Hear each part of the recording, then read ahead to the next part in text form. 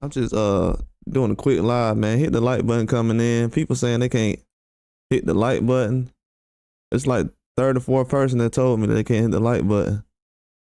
Um, so make sure if and check that you can make the like button. I'm gonna try to you know,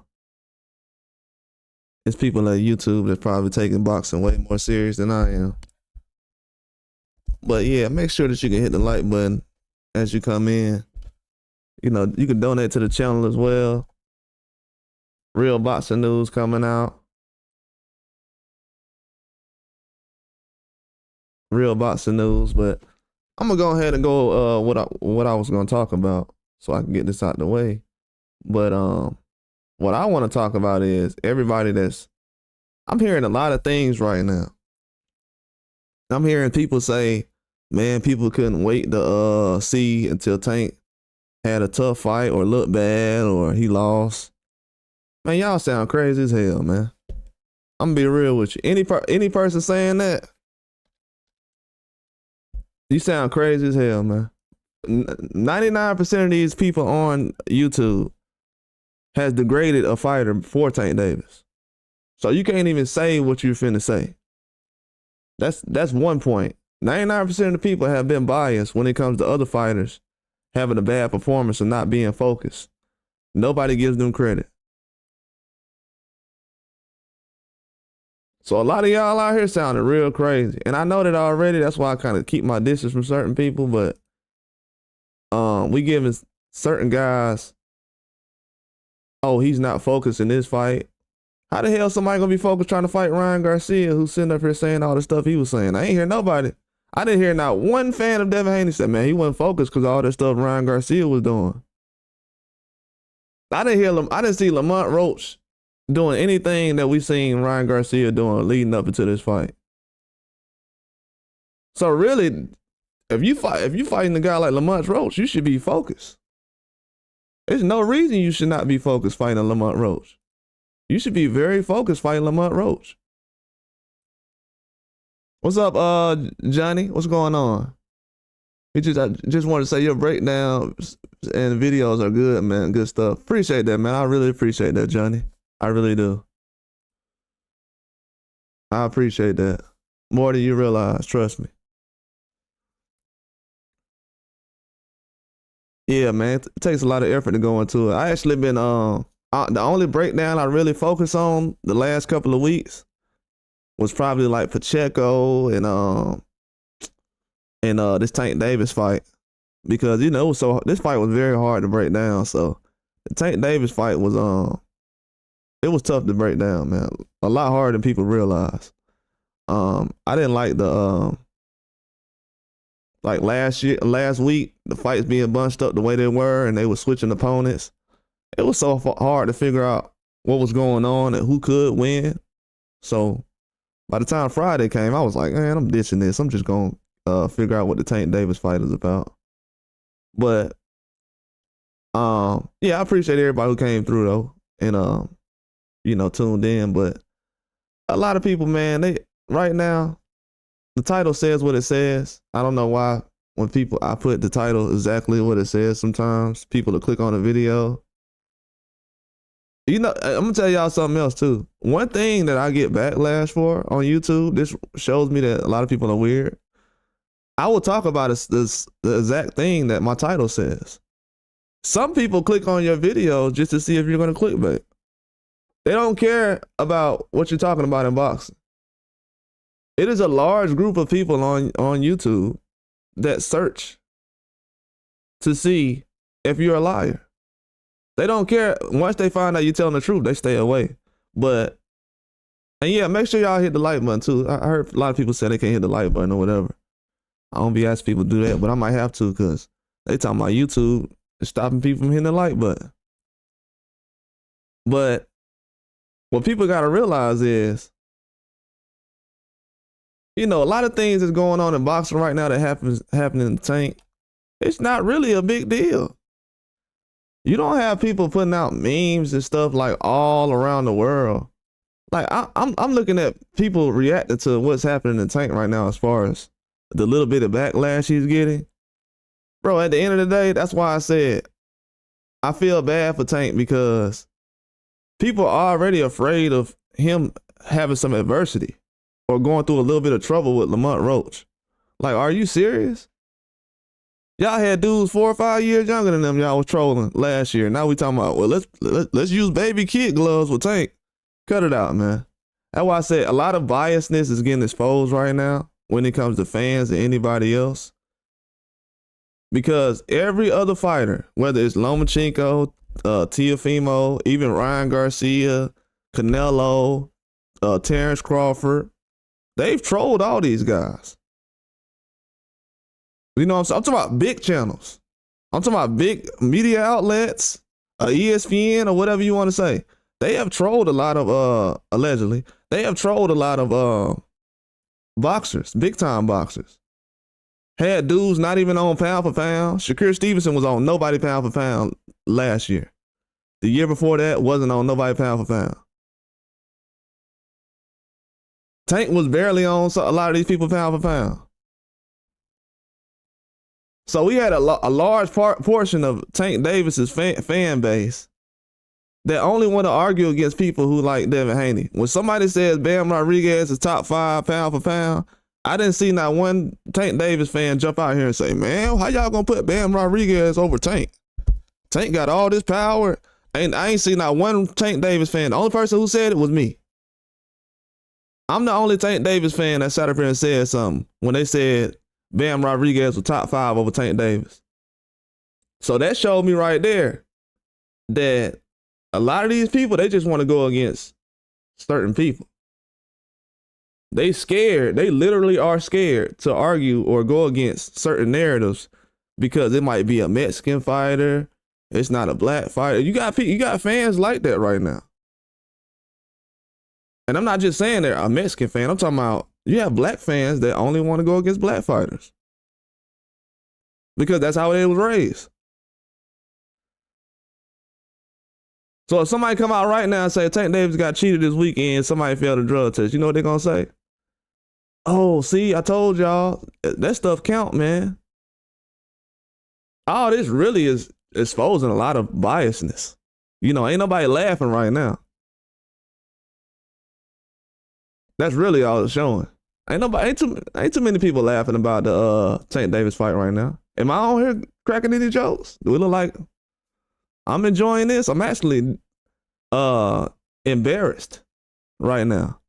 I'm actually embarrassed that the younger fighters will go out here, go 12 rounds with somebody, or even older fighters will go 12 rounds with somebody. Multiple fighters, people have said that look trash for going 12 rounds. People saying, oh, well, y'all just saying Tank looked bad because he went 12 rounds. I just seen Deontay Wilder go 12 rounds with Joseph Parker, and everybody said he needs to retire. I don't know how many times I need to say this on my channel, but when it comes to whoever you like or whatever, I like fighters too. I like certain fighters. But when it comes to whoever you like, you want us to treat them with special privileges. We got younger fighters who haven't done as much as Canelo has that's getting treated better than Canelo. If Canelo would have went out there and looked sloppy this weekend, what you know what I would have said? Oh, he lost that fight. Just like against Bivol. We said he lost the fight against Bivol, and we kept it pushing. We still want to see Canelo fight. But we starting to realize some of these fan bases can't take a loss. They can't afford for certain fighters to take a loss. We're starting to see that right now. Certain fighters can't get in the ring and take a loss. I seen Devin Haney go in the ring and said, man, I lost the fight, man. I accept it. It is what it is. I'll run it back. You want the rematch? Said all this before he got out the ring. All of a sudden, as soon as he get out the ring, he go to his hotel. You got people online talking about Devin Haney want to get the video taken down off the zone. I want y'all to remember everybody who said that. I know people ain't gonna like me bringing up Devin Haney, but shit, hey, it is what it is, brother. You gonna watch his ass for the next 5 years. So if you don't want me to talk about him for the next 5 minutes, when if Tank Davis retired today, who you think you gonna be watching? Y'all said Shakur Stevenson born. So you gonna sit up here and watch a fighter you said that was born. You said that Keyshawn Davis can't beat Andy Cruz, so you gonna sit up here and watch him? So most people who been talking trash about fighters are gonna sit down and watch these same fighters. Ain't nobody said Tank Davis trash to the point where I'm not finna watch him and that he done and he damaged goods and all this other stuff. This is other people who's been saying stuff like this. You saying that y'all? These are the guys. They trying to make it seem like people coming out now saying Tank is damaged goods and he'll never be the same. And nah, it ain't even went that far yet. It could go. I wish somebody would say something crazy to me this week. After the trolling I seen this week, especially with me trying to put videos up with Lamont Roach, people up here, oh, Lamont Roach, he's getting knocked out early. You making it sound good though. Somebody said that it sound good like Lamont Roach got a chance, but he getting knocked out early. Don't make me pull the comment up. Where is it? Where is the comment at? I was gonna comment back to him. I said, you know what? I know boxing. Let me go ahead and wait. The only thing I feel bad about Lamont Roach is all these fake fans surrounding him. I'm glad he getting the love, but you know, when you got a whole bunch of non-believers to start believing in you all of a sudden, that's a very scary feeling. I feel sorry for him. But what I will say about this is, I'm noticing things, you know what I'm saying? Like, I have a good way of looking at fans and everything else. Most people don't like what I'm saying because I'm talking about them. You know what I'm saying? I don't know these people personally, but they just feel like, hey, man, he talking about me. I be doing that. Hey, change it. What you mean? Change it. Tank Davis he got his fans right now saying he need a rematch like Devin Haney needs a rematch. We got people out here saying Tank Davis needs a rematch. Needs it. Needs it. He's not getting the same kind of backlash other guys would get. That's why I got Devin Haney up here to remind people that you can try to run and hide from what you said, but you ain't gonna stand on business. That's why I want everybody to be saying stand on business these days. Come on, man.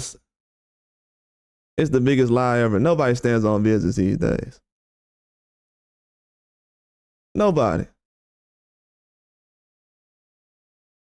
You had guys that got to 100,000 subscribers trolling Devin Haney. People want to troll Tank just a little bit, then people all get offended. Like, man, let them fans do what they were doing. Y'all trolled Devin Haney for a whole year. Grown men who 40 years old, 50 years old, been trolling Devin Haney every day. They got kids the same age as Devin Haney. They don't care about nobody else's kids. They'll care about their own. They don't care about nobody else's kids. Oh, I'll die for mine. But you'll disrespect somebody else, though.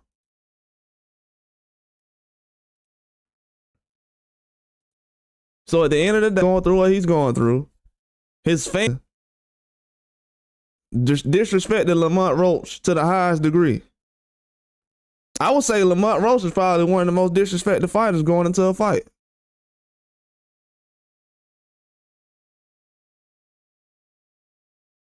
I'll say he's one of the most disrespected fighters going into a fight.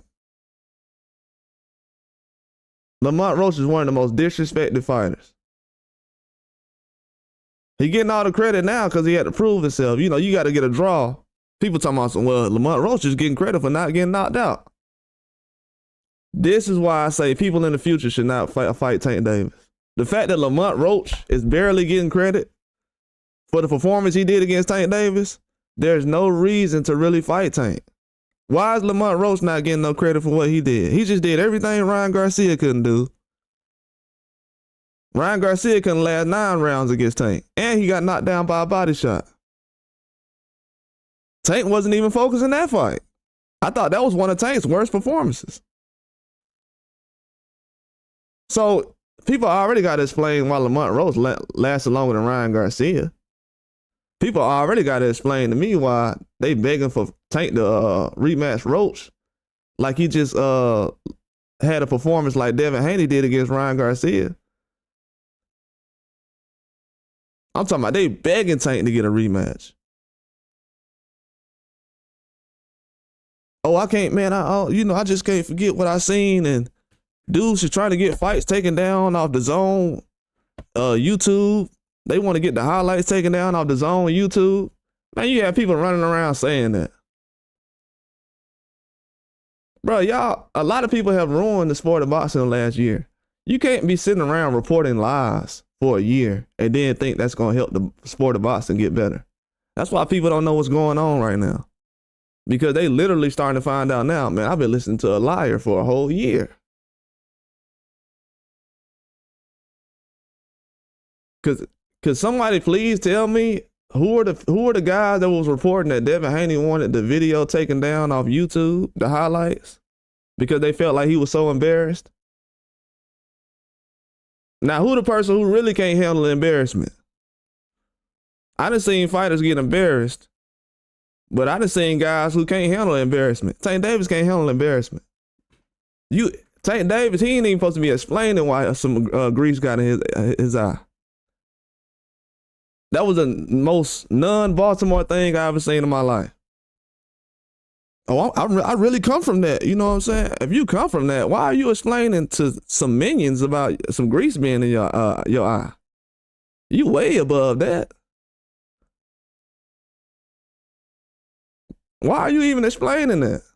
That's what people don't understand. Tank ain't never explained nothing to nobody. Why is he explaining something about some hair? And we got people really pulling up chairs, investigating, running down on hairstylists, grown men checking hairstylists that did Tank hair. Like, bro, y'all looking for all kind of excuses, man. Somebody said, hey, man, this dude failed the PED test. Oh, man, they just want him to lose so bad. What? What's worse? Saying somebody actually failed a drug test that you can actually prove in court, or saying somebody got hit in the eye with a braid and some grease? What sound worse? Let me see if everybody really stand on business like that. If they really about that. Y'all gonna tell me this goes to show you right here. If Devin Haney was up there fighting, and he sat up here and said, hey man, I had some grease and some hair hit my eye. What would these dudes say? Let me show you how biased everybody is right now. It's gonna take 2 seconds to find out how biased everybody is. If Devin Haney sat up here and said, hey man, against Lomachenko, I had a braid hit my eye, some grease. I don't know what was going on.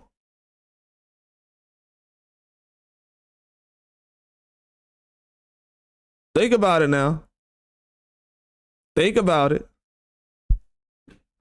Think about it. Because I've noticed over the last, when it comes to boxing, I'm very smart.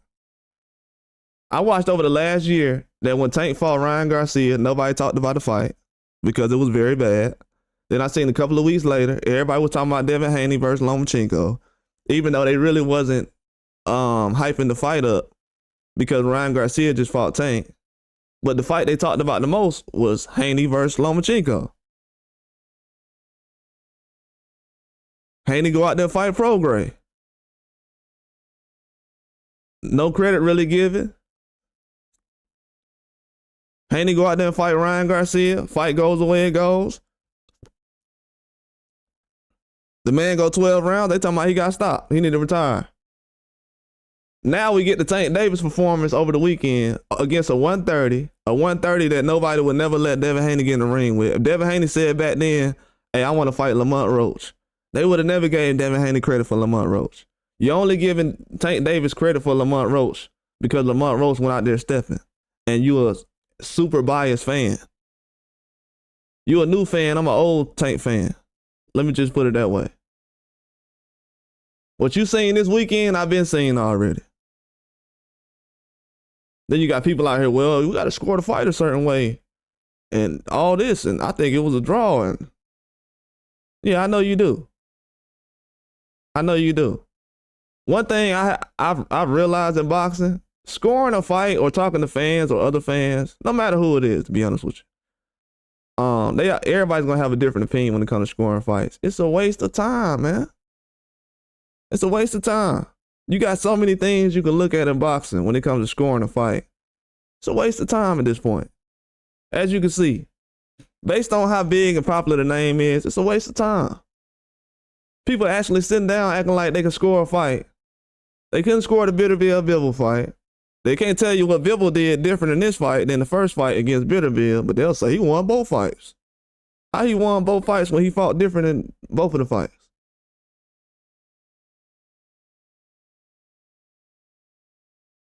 So to be honest with you, since last year, I already found out people don't know how to score a fight.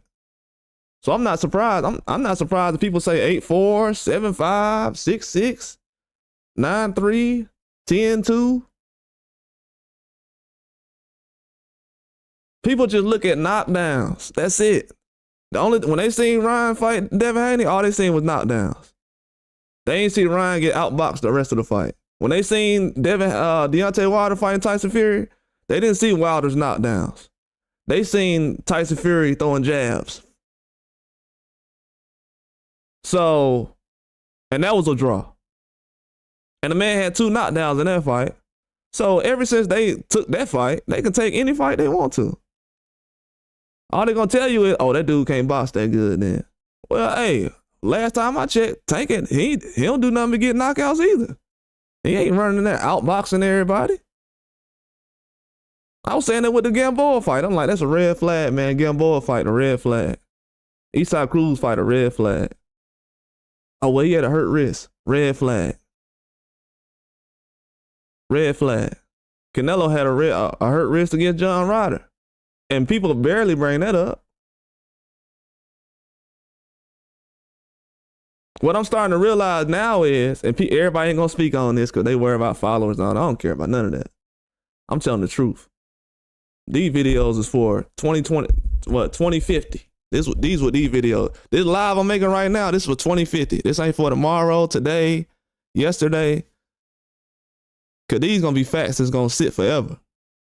I don't just talk to just talk. But as you can see now, Tank have 2 more performances like that. Everybody going to be ready to jump off ship. They ready to jump off ship now. The people who actually know how to score fights. You got everybody saying, I'm a Tank fan, man, but he lost that fight. Bruh, I don't like when people say that because most people are fans of Tank. If you don't like the competition he's not fighting, that's not making you not a fan of him. A lot of people didn't like Mike Tyson fighting Jake Paul. Does that mean I'm not a Mike Tyson fan? I didn't hear not one person say, man, you don't like the Tyson versus Jake Paul fight. That means you hating on Tyson.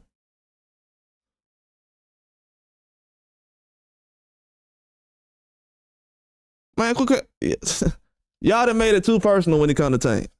Y'all done rubbed a lot of fans, boxing fans, in the wrong way when it comes to Tank Davis. Not because of just the things y'all do. Like, y'all are troll fighters. I heard people posting video to my, man, Shakur ain't talk bad about none of these guys after they fought. Well, he did say Haney lost to Lomachenko, so I mean, what? Because he ain't come out and say nothing about it. He said that Tank lost to Lamont Roach. So that's what we really need to be talking about. Did he lose to Lamont Roach? Did he lose? Shakur said that. Oh yeah, appreciate that, Aaron. So Shakur Stevenson came out and said Tank Davis lost to Lamont Roach. He said when he said Haney lost to Lomachenko, everybody like, yeah. He said Tank lost to Lamont Roach, everybody like, well, at least Shakur ain't talked bad about Tank after the fight. Yeah, okay. Still said he lost. So that means you think that. So why when I say that I think Tank lost, it got to be something negative. But when Shakur said, oh, at least he ain't say nothing bad after the fight, talking bad about him, you mean doing what Tank does to everybody else? Everybody ain't like Tank. It's a lot more people mature in boxing than Tank. I've been saying that for a long time. People think he just promoting fights.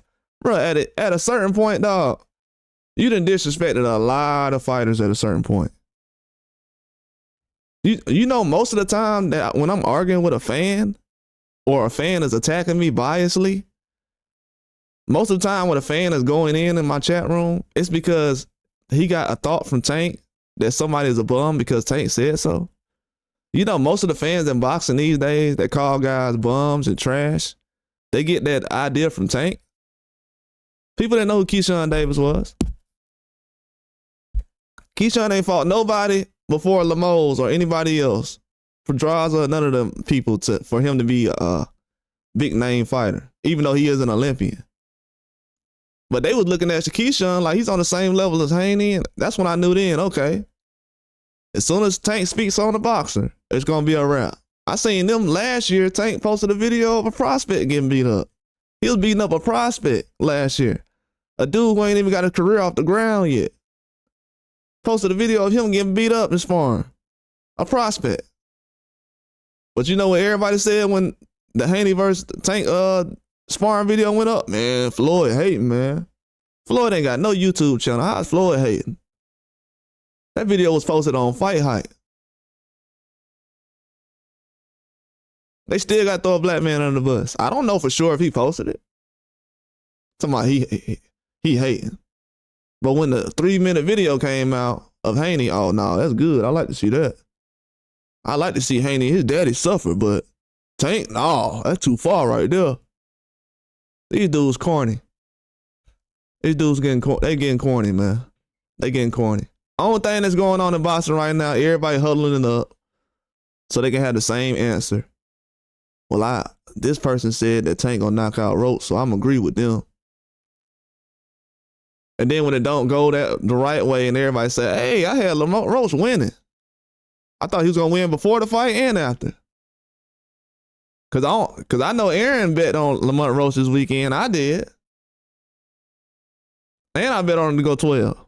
But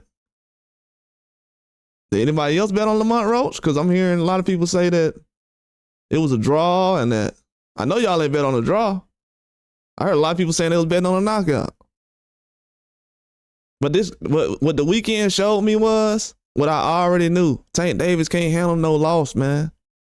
He can't handle no loss. He can't handle getting dropped. He too concerned about what these fans think.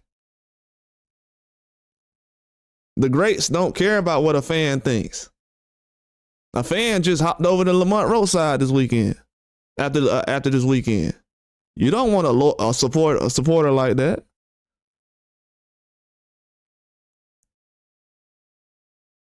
But what I'm starting to realize is if Tank get another loss, it's going to be hairstylists that's going to get thrown under the bus. If any other black man would have did this in Boston, they would have been trolling him. Any other black fighter. Ain't no black fighters getting privileges like this. So for y'all to sit up here and be like, man, well, just appreciate this one black fighter that's getting treated nice, but everybody else, you know, they a bum. They ain't fought nobody. They boring. They lost to Andy Cruz in the Olympics for trying to be great. Oh my God, I'm gonna laugh at you because you got a silver medal. You got second place in the Olympics, and I'm gonna troll you. Because Tank said so. Tank said he was garbage, Shakur was garbage. And he said he cracked Devin Haney in sparring, even though I seen the video, it's online right now with 4 million views. Almost more views than Tank versus Hector Garcia. You got 4 million people that watched that sparring match between Devin Haney and Tank. You know what they did after they seen the video? Crawled under their bed and went to sleep. I ain't heard nobody talking about that sparring video. That showed me right now that everybody bluffing. They trolling until it's time where there's no trolling going on. Ain't no trolling going on right now. If Haney would have fought this weekend against Lamont Roach, there'll be trolling going on. That's why I said, bro, y'all are super biased. This ain't do nothing but expose a lot of you guys. Told y'all a lot of YouTubers out here is biased. Now go to all these same YouTube channels who's posting about Devin Haney every day and see what they saying about Tank. Tank is the face of boxing. Dude's probably got 2 or 3 videos on Tank. Now he's the face of boxing. They sat up here and begged you to treat Tank like the face of boxing. As soon as you start to treat him like the face of boxing, they like, oh, that's too far right there. We ain't used to fighters being the face of boxing. You think I had to jump up and defend Mayweather when he was fighting? I didn't have to say nothing about Mayweather when he was fighting. He was fighting everybody wanted to see. People still brag about Maidana. People talk about Maidana versus Floyd more than they talk about Floyd versus Canelo. Nobody talks about Ryan Garcia versus Tank because it wasn't a good fight. The only thing people say is, oh, Tank beat Ryan. Okay. What that mean? So what? Okay. Costa Zoo lost to Ricky Hatton. And people still think he could have beat Floyd. So what does that mean? And Costa Zoo beat Zab Judah. Okay. That means nothing. What people don't realize is Tank finna be 31 years old after his next fight. After this next fight he had, God willing that he fights twice this year. Because I told everybody last year he was going to fight once. It was the only guy on YouTube last year that said Tank only going to fight one time this year. But God willing that he fights 2 or 3 times this year. He going to be 31 after his next fight. And anyway, going to be 32 in about 4 weeks. So him and Inoue is at the end of their prime right now. People don't realize it. You don't even know if Tank could be slowing down right now. I ain't bringing up the weed or nothing, but if your stamina looking like that, man, I'm going to be real with you. Most guys really be smoking, they stamina be better when they do smoke. I done seen guys smoke and go 12 rounds with one of the best fighters in the game. Ain't throwing no fighters under the bus with smoke, right? So I ain't gonna call out no names, but yeah, we don't know if that was effective. And you still don't hear people coming out saying, well, that was the problem. I heard a couple of people saying that could be an issue. But I mean, the way he spars, if you know, you know.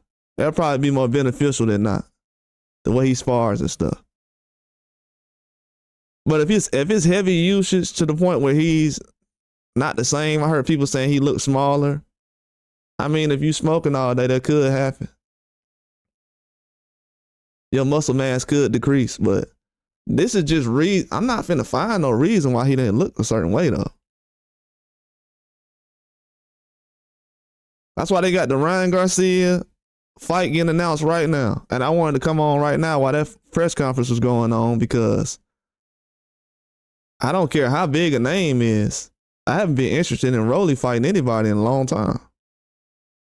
I wasn't interested in Rolly fighting Tank, and I was a fan of Rolly before everybody knew who he was. I wasn't interested in Rolly fighting Barroso, the guy he fought Manuel last year, who Abdullah Mason just stopped. I mean, Rolly just went 12 rounds, and Ryan Garcia finna fight the guy today. Man, I'm telling y'all, it's certain guys in boxing that's trying to fight the best. But if any boxing fan can sit up here and tell me that Rolly Romero deserves to be in a main event fight right now because he's fighting Ryan Garcia, you're part of the problem in boxing. And this goes to show that Ryan Garcia is not like that. I'm not going to 147 and fight for a belt in this Rolly Romero. We got thousands of guys at 147 in the world, and the best one you can find is Rolly. Boxing becoming WWE, bro. I'm being real with y'all. If y'all think Rolly Romero one of the best 147s in the world, this is the reason why they didn't give Tank a loss over the weekend. If they looking out for Rolly Romero like that, no disrespect. Like I said, I'm a fan of Rolly, but I got to keep it 1,000. One of the weakest champions. One of the weakest champions. I know dudes that done more in the sport. J-Rock deserves to be in a main event fight before Rolly Romero. And I'm not joking. I can name plenty of fighters who deserve to be in a main event fight. Jose Benavidez Jr. deserves to be in a main event fight before Rolly Romero. So the fact that Ryan Garcia is out here talking about Rolly Romero, like leading up to the fight, he talking about Devin Haney. Bro, of course you got to talk about Devin Haney. First of all, the boxing industry finna let you fight your friend. What's up, Joseph Bailey? They finna let Ryan Garcia fight his friend for a big payday. That's what people don't realize. People talking about some, man, Lamont Roach, Tank fought his friend this weekend. He finna get his friend paid or whatever. That's why the fight looked that way, because he was taking it easy on his friend. Bruh, Rolly Romero been hanging out more with Ryan Garcia than Lamont Roach been hanging out with Tank lately. Lamont Roach got his own family, own career. He ain't hanging out with Tank. Y'all ain't got a whole bunch of pictures of Lamont Roach and Tank hanging out together. That was 10 years ago. Rolly and Ryan been hanging out the last 5 years. I'm talking about kicking it, chilling, all kind of life stuff they sharing together. Everything that Ryan got going on, Rolly been knowing about for years. They good friends. And they put that as a main event. And they gonna tell you that Rolly is a. That's why I said, man, this is the problem I have. You said, so if I read the title correctly, you think the rematch is not worth it. No, if you read the title correctly, it means that fans are asking about a rematch for Tank as if he just had a performance like Devin Haney did against Ryan Garcia. So you remember when Ryan Garcia fought Devin Haney last year, and everybody was saying that Devin Haney needs to, he's trying to get the highlights taken down off the Zone YouTube channel and everything else. You remember when everybody was saying all that last year? And that the fight was so bad and he ain't gonna never be the same. People just need to see that rematch just as much as they need to see Tank versus Roach. That's what I'm saying if you read the title. Does that make sense, boy? That's his name. His name is Boy. Oh, he dipped up out of here, so he ain't gonna answer that question. All right. So he'll ask the question, but he won't respond. Okay, cool. So I guess that didn't make any sense to him. That's why I said, bro, when you tell these dudes the truth, they don't want to hear it, bro. They fanned out. They had a lot of people lose their money this weekend betting on the knockout. You ain't getting nothing getting that draw. Even if you bet on Tank straight up, you still lost. So that you really got robbed this weekend.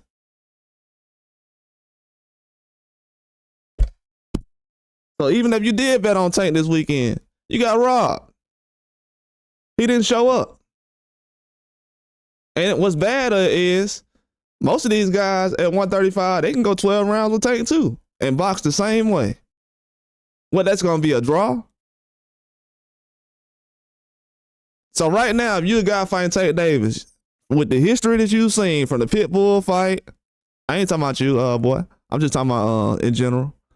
With the things we've seen with Tank Davis lately, from the Eastside Cruz fight to Lamont Roach, why would anybody want to get? People keep saying, man, Shakur need to be next. How is Shakur gonna be next? It's a good chance he won't knock out Tank Davis. That's why I'm saying that people don't realize when I said it a couple of weeks ago, I'm like, bro, we really can't enjoy fights because people don't know how to score them. They don't know how to score a fight. If it's not a knockdown, people don't count them. If it is a knockdown, depends on who it is. I think, bro, like to be honest with you, I think the commentators got the fans by the balls, and that's just it. Because I've seen in 2 fights where they sat up here and told people, hey man, that knockdown, it ain't that much. It don't mean that much in certain fights. Other fights, if you get a knockdown, it means everything. But if you're reading the title correctly, though, I'm just asking, why is it a high demand for Tank to have a rematch as if he lost? You can have a draw with somebody and just keep it moving. Everybody don't rematch draws. But the fact that you were even in a draw with a 130, that needs to be explained. Is Lamont Roach a good fighter? Yeah, I've been telling people that for a while now. But if Devin Haney was in a draw with a Lamont Roach and he looked like that, he would get trolled.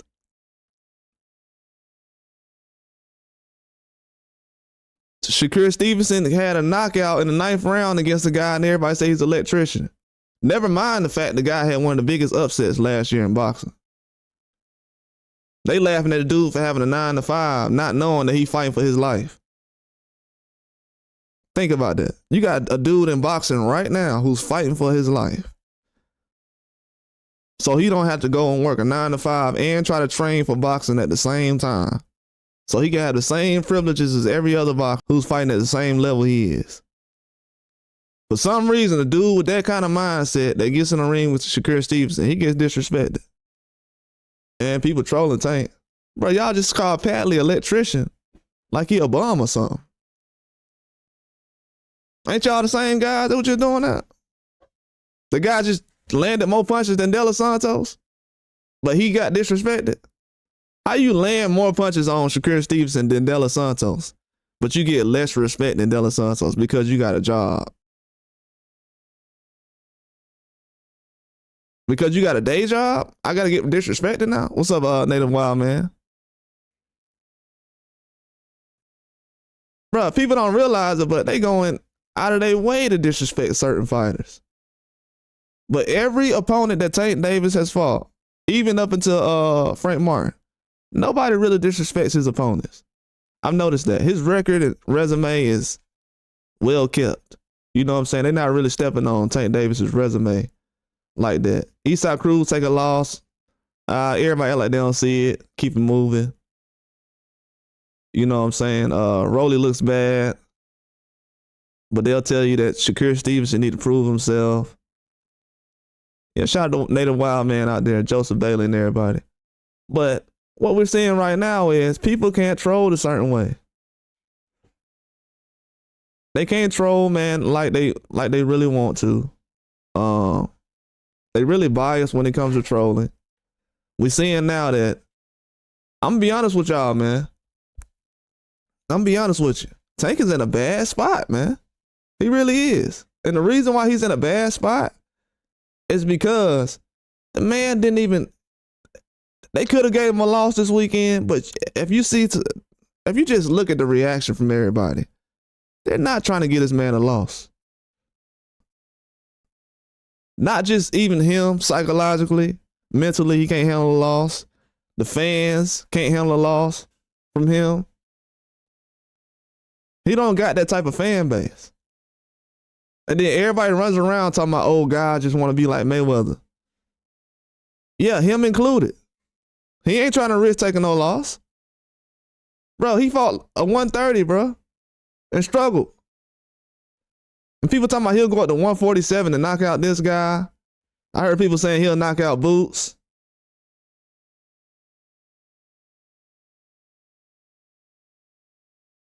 I heard people say he'll knock out Brian Norman Jr.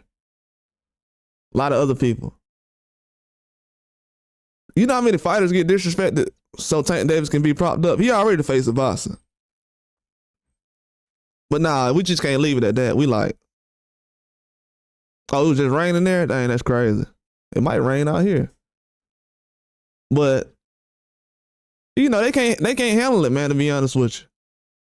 They can't handle it, bro. They can't handle it. They think that this is like virtual reality. Because most people, you know, they don't go to the fights anyways, but they think it's virtual reality. So when they see what Keyshawn was doing, getting popped with weed, they like, bro, it's just biasness all over. Keyshawn gets popped smoking weed, everybody trolls him. Tank Davis gets caught smoking weed on video, everybody celebrated.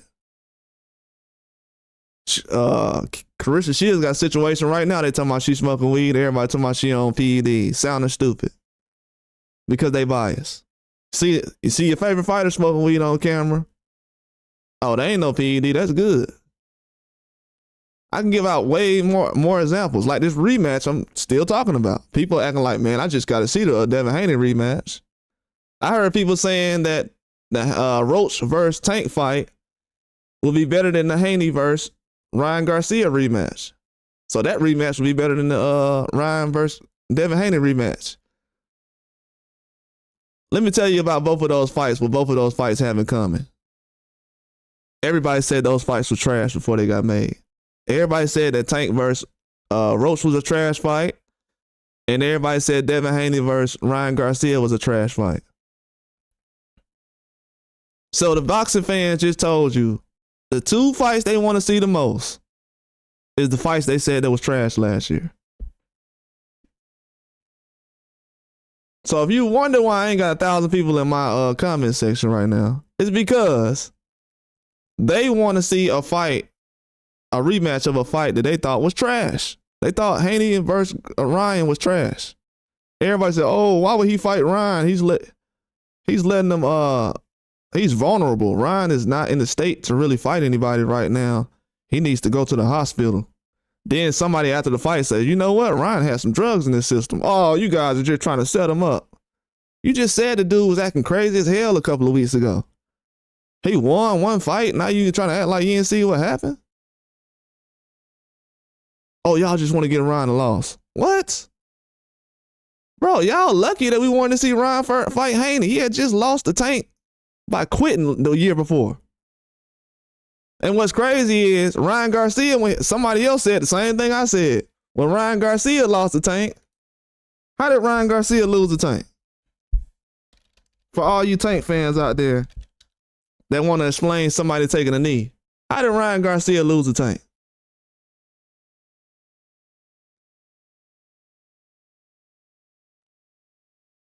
Because from what I'm hearing, Ryan Garcia should have never lost the Tank. So according to Tank's fans right now, Ryan Garcia got robbed because he took a knee. Because Ryan Garcia took a knee, he got robbed, according to the new Tank fans, because I'm an old Tank fan. That's why I wasn't really reacting that weekend. That's why you ain't hear me celebrating, jumping up and down. I don't want to see Tank go out there and get beat up, but y'all done set him up, though. So if taking a knee ain't really that serious, then Tank ain't really beat Ryan Garcia then, did he? According to y'all rules. I got to follow y'all now because, you know, I'm just a little guy. I ain't nobody. So according to y'all rules, you know, Ryan should have got a timeout. According to what everybody's saying, Ryan should have got a timeout. And they just looking for something. It went from a punch.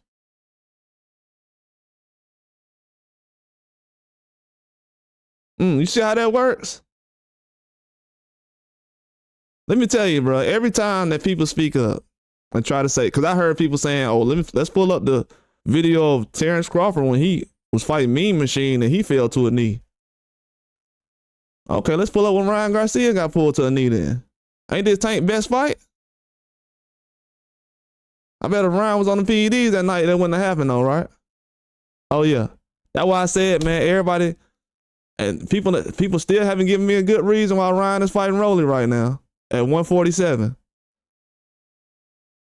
So at this time, bro, I'm gonna let y'all know. If you had trouble with the Lamont Roach Tank Davis fight, if you had trouble breaking that fight down before it happened, you might want to just be in the background chilling for the rest of the year and figure out what's really going on and then start over next year.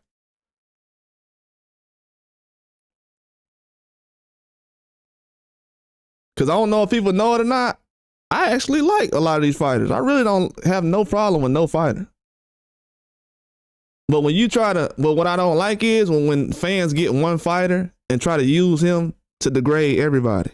I've never been like that in school. Even when I was at school, if everybody thought this one dude was so cool that they want to just trash the nerd or somebody in special ed or something like that, I was the one that was finna ride for the person y'all trying to bully. I don't like a fake bully. And they try to make bullies in boxing. You know, Usyk ain't got to go around and trash every fighter that's a heavyweight. Usyk is a compliment. He compliments all these guys. He ain't got to go around and do it. Bitter ain't got to go around and trash people. Bivol ain't got to go around and say Canelo trash. As y'all noticed recently, all these fighters that's coming out now, talking about Terrence Crawford could beat Canelo, they wasn't coming out saying Terrence Crawford could beat Earl Spence. Because you could be a boxer or whatever, bro, but that don't mean you really know boxing like that. Let's keep it facts. Because if dudes really know boxing like that, they wouldn't get put down by body shots. They wouldn't take a knee in the middle of the fight, then run to the corner, then talking about grease. Yeah, shout out to Harks. What's up, Harks? But if taking a knee don't count, then guess what? I guess y'all, what I'm hearing now is Tank Davis fans telling me that most knees don't really count like that if you just voluntarily take one. So Ryan Garcia had a late reaction to a body shot. His reaction was so late that you could basically make a case like, hey man, who knows if he was hurt from that. The way these people explaining that body shot from Tank, that shot from Tank this weekend, dude took like 3 shots, went back, went down, stood up. At least he stood up though. That's why I don't disrespect Tank like that. At least he stood up. Ryan Garcia would have stayed down. That's why I said, if anybody think Ryan Garcia don't need no super pills or whatever, for some reason, after he took those pills that don't matter, he ain't went down from a body shot since. And he looks bigger. And he went up 2 weight classes since this fight.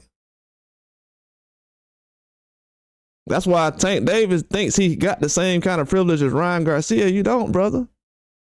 If you go up in 2 weight classes, and Tank Davis was at 147 right now, what would everybody be calling Tank Davis? A weight bully. If Tank Davis went from 135 to 147 and said, I can't make 140 no more, I'm too big. I could barely make 143. They'll call Tank Davis a weight bully.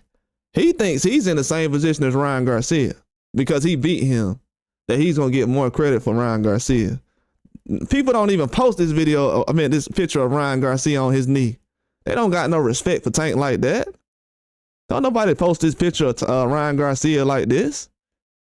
Ryan Garcia, he sold 1.2 million pay-per-views with Tank, but you don't never see this picture online. So how do I even know that 1.2 million people even seen the fight?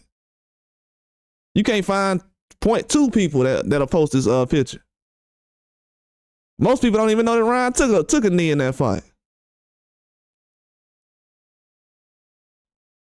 Goes to show really what goes on in here. That's why I said boxing is a marathon. Y'all thinking about, oh, well, this guy lost this fight, and I just can't forget it. So this is all I'm going to think about. This fighter right here need to redeem himself. Bruh, it's going to be a lot of guys redeeming themselves. I told you these dudes ain't been fighting 50-50 fights. Tank Davis fighting Ryan Garcia ain't no 50-50 fight, especially in the condition he was in. I tried to tell people that a long time ago. A lot of fans been trying to tell guys that. Even people that you would consider haters. When they would sit up here telling y'all, hey man, we think Ryan Garcia was weight drained in that Tank fight. But these same cowards to turn around and say Ryan Garcia was weight drained because of a couple of pounds. But then when another guy says, hey man, I couldn't handle that one fighter because he was a couple of pounds over. Oh, that don't matter. But you just said Ryan Garcia was weight drained against Tank though. But if Devin Haney pops up and he's 3 pounds less than Ryan Garcia, oh, it's not an advantage. People just think it's one fan base that's getting exposed. It's all fan bases. You can't be no fan of a fighter and be biased in these days. That's what people think. You should appreciate that, Hearts. But people think that Turkey Al-Sheikh, this stuff been going on in boxing for a long time. The only reason this is even getting exposed the way it's getting exposed right now is because Turkey Al-Sheikh is involved in boxing. If he wasn't involved with boxing, you'll still have Tank fighting Hector Garcia or Rolly Romero, and you'll have every fan out here putting so much value into a knockout instead of actually looking at the boxing. That's how I know that people don't really like your boy. What's his name? That's how I know people don't like. Man, I'm telling you, when I say people don't really like certain fighters, they don't like certain fighters. People don't congratulate every fighter who just gets knockouts. The fighters who get knockouts all the time, they say those guys can't box. So they don't congratulate every fighter who gets knockouts. Let's not get it twisted. And most of those guys have really fought highly skilled fighters. Some of the most skilled fighters in their division. Went 12 rounds with them, and people will say they can't box. So let me give you an example. You'll have a guy that'll get in the ring with a talent like a Tank Davis that will have more power than a Lamont Roach. Probably not as skilled as Lamont Roach, but still goes 12 rounds. They'll say that guy can't box. You'll have Devin Haney sit up here and get up 3 times against Ryan Garcia for them shots he was taking. Leaning on the referee, trying to get up. Everybody finding every reason to say the referee cheated for Devin Haney. These people, bro, I'm telling you, everything people said last year is coming back to hunt them. Everybody gave every reason why the referee helped Devin Haney. But this weekend, nobody's giving any reasons why that referee was helping a couple of guys this weekend. And that referee been bad lately. If y'all look at my live before the fight started, I said, hey man, that referee been trash lately if y'all been watching. I found out Steve Willis was on some crap when he was doing a fight in Japan a couple of months ago. This dude was in Japan messing up. I said, why is he in Japan? Because he kept breaking up the fighters when he didn't have to. I'm like, what is he doing? You know what I'm saying? I'm like, he's doing a very bad job. Then he comes around and had the guy flip out the ring on Carissa Shields' co-main event. Now he gets to this fight, everybody tells us, oh, he a bad referee. He been doing bad lately. Technically, if you really been looking at him, if you have a scout that's a referee, well, I guess it's supposed to be another referee that looks over these guys. I think they have a board or something. But if you've been seeing this guy perform like this, why was he even doing the Tank Davis fight? These black referees starting to make us look bad, to be honest with you. Definitely starting to make us look bad. We're not gonna have any black referees in a minute these guys keep showing up like this. Cause every year is at least one of them that do something dumb. Every year. And this one is the worst. But I just want to see people's energy when it comes to, cause you don't have to like a certain fighter, but just don't be a super biased guy. Like, Jesus Christ. How many careers have people ruined by saying Tank Davis is gonna knock this guy out? Do y'all know that they doing tryouts right now trying to see if Shakur Stevenson is worthy? This man is a silver medalist. They're trying to see if he's worthy of a Tank Davis fight, but Rolly Romero is. How can I have a conversation with people that think that Shakur Stevenson is a worse fighter than Rolly Romero? How much talk? You know, I'm about talking boxing. I can't teach everything. I can't force somebody to learn. If you don't know that Rolly is not a better fighter than Shakur Stevenson, I don't know how much I can tell you in boxing to help you out. But even with this press conference today, they got Teofimo versus Barbosa. A couple of weeks ago, Barbosa just won the fight. People barely cared. So we already know now that Teofimo is just a novelty fighter at this point because he hasn't been on pay-per-view. Like, he just turned down a pay-per-view fight. They asked him to fight Matias on pay-per-view, and he said no. Barbosa tried to fight him last year, and he said no. Ryan Garcia tried to fight Teofimo. He said no. And I guess Ryan Garcia wasn't bluffing because he's fighting Rolly now. Sad that he only called his friends out recently. That's the sad part, but because I see no interest in that fight, really. Any fight with Rolly Romero in the main event right now, come on, man. That doesn't even make any sense. Rolly Romero fighting Ryan Garcia at 147, that is not a good main event for me. I don't think so. He said, yep, Turkey is like the outsider with money, an oil company undercutting a monopoly. In such a case, OPEC is forced to lower oil prices. What's on Pancho Villa?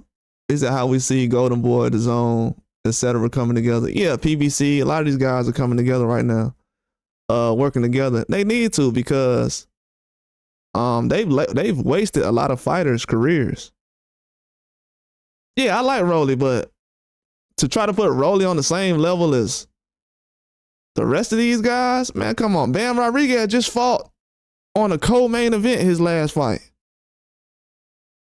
Bam Rodriguez just fought on a co-main event. This dude is top 5 pound for pound on most people's resumes. I mean, on most people's pound for pound resume, record, whatever it is. But he's fighting in the main event. But they got Rolly fighting in the main event. But Bam Rodriguez co-main event. The problem with boxing right there. That's the problem with boxing. That is the problem with boxing.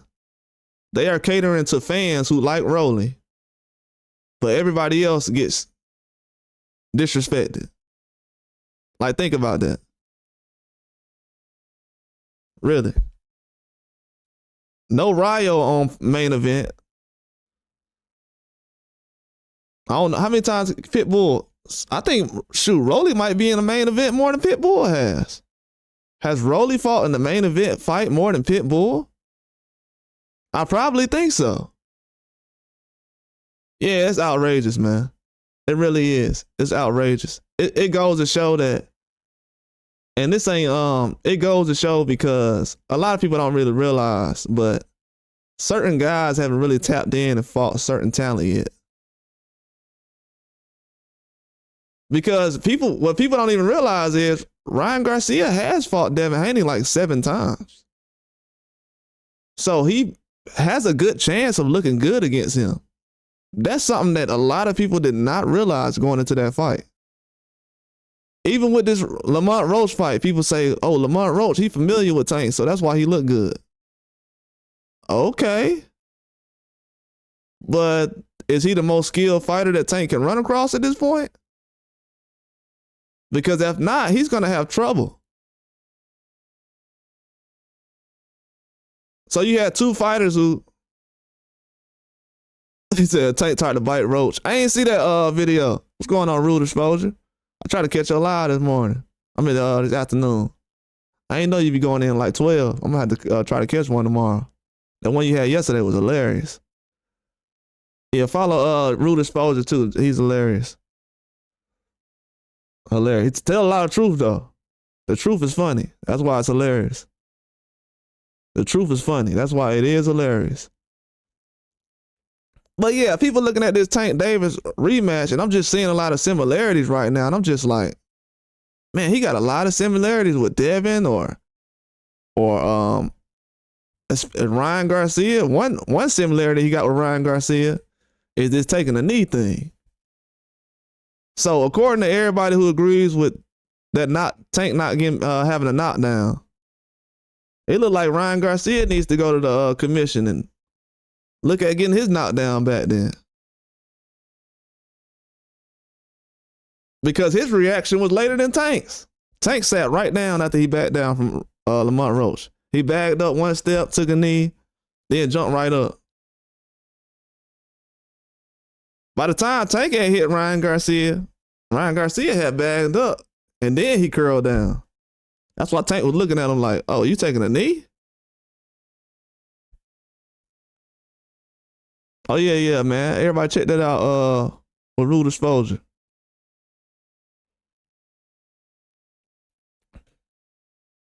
Yeah, he be going in. Rude Exposure definitely be going in. But yeah, this is why certain things people talking about right now make 0 sense. He said Gary Antoine Russell really showed that he's the guy at 140 for sure. Nobody stands a chance against that dude's speed, power, twitchiness, and amazing IQ. And the thing that hurt Gary Antoine Russell, he hasn't been active. He only been fighting once a year. People think that he wants to fight that way. Yeah, it's not good. It's not a good look, especially for this generation. It makes him look bad when he goes into the fight like he did against Puello and look flat-footed. That's why I was telling people, like, he didn't really get that beat that bad. But, you know, when people hear a result, they just go crazy. Oh, that's the video of him trying to bite him? I got to find that. I'm going to say that now.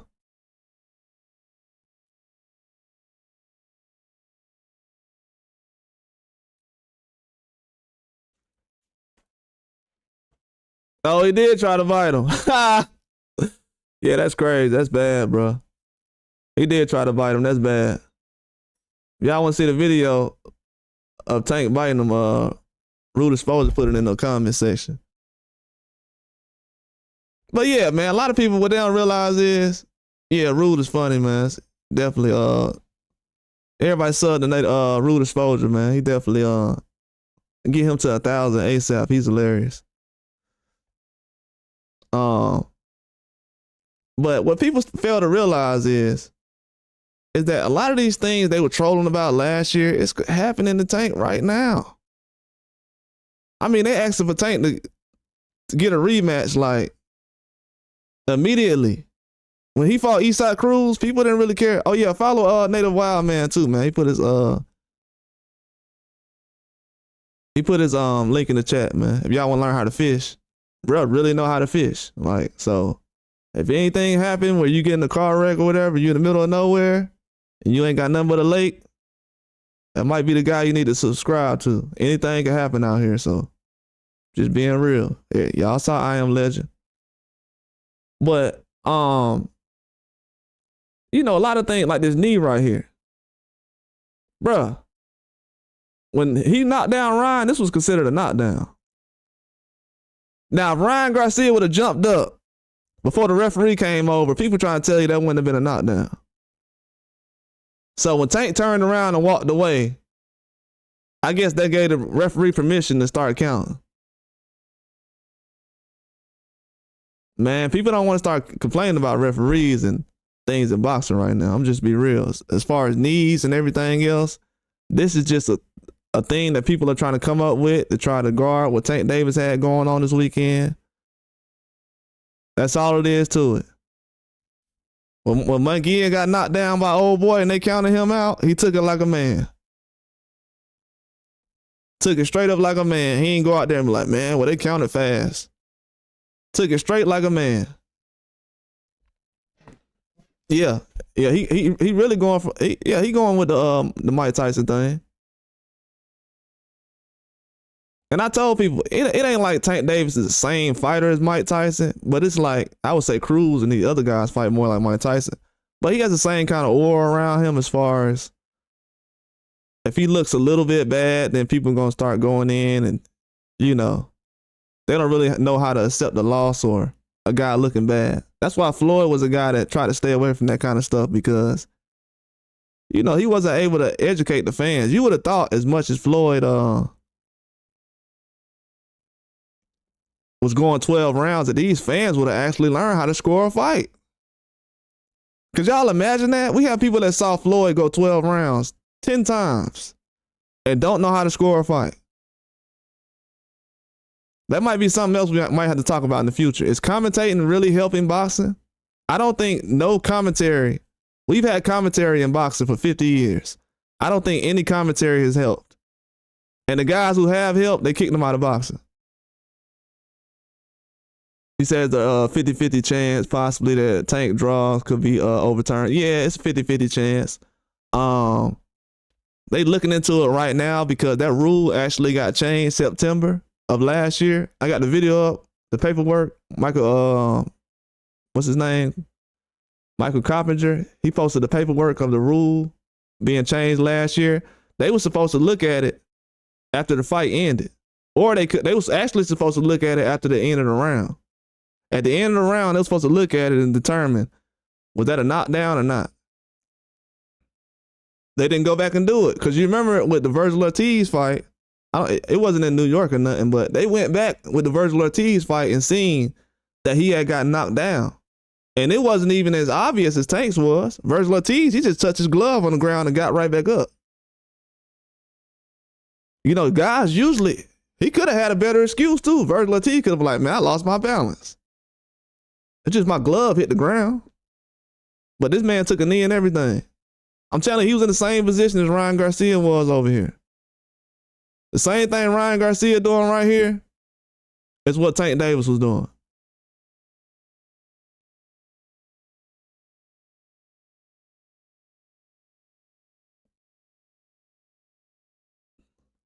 Yeah, Tank and Tyson are smaller. If you make it past the 8th, you might just win. He said, blood in your eyes, can't take a knee, grease in your eye, take a knee. Exactly. That's what I'm saying, root exposure. Like, come on, man. You got a grease in your eye, blood in your eye. Like, come on, man. We just seen Tim Tszyu fight last year. And I told everybody last year, hey, man, y'all can't give Tim Tszyu that excuse. He got beat with that jab, man. He legit lost. And I'm a Tim Tszyu fan. But I'm going to tell you something else, though. That hurt Tim Tszyu. When everybody said Tim Tszyu didn't lose that fight last year against Fandora, that hurt Tim Tszyu. He went into that next fight thinking that he didn't have no issues. He didn't make no mistakes against Fandora. It was the blood.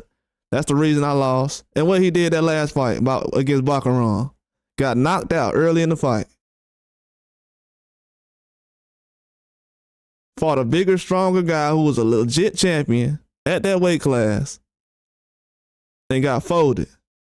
Because Fandora, people don't know it, Fandora could really make 147. So he's not really a super big guy at 54.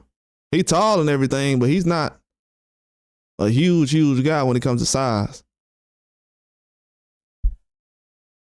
But yeah, I was seeing a lot of things online and I'm like, hold on, they talking about the knee and then they talking about people want to see Tank lose.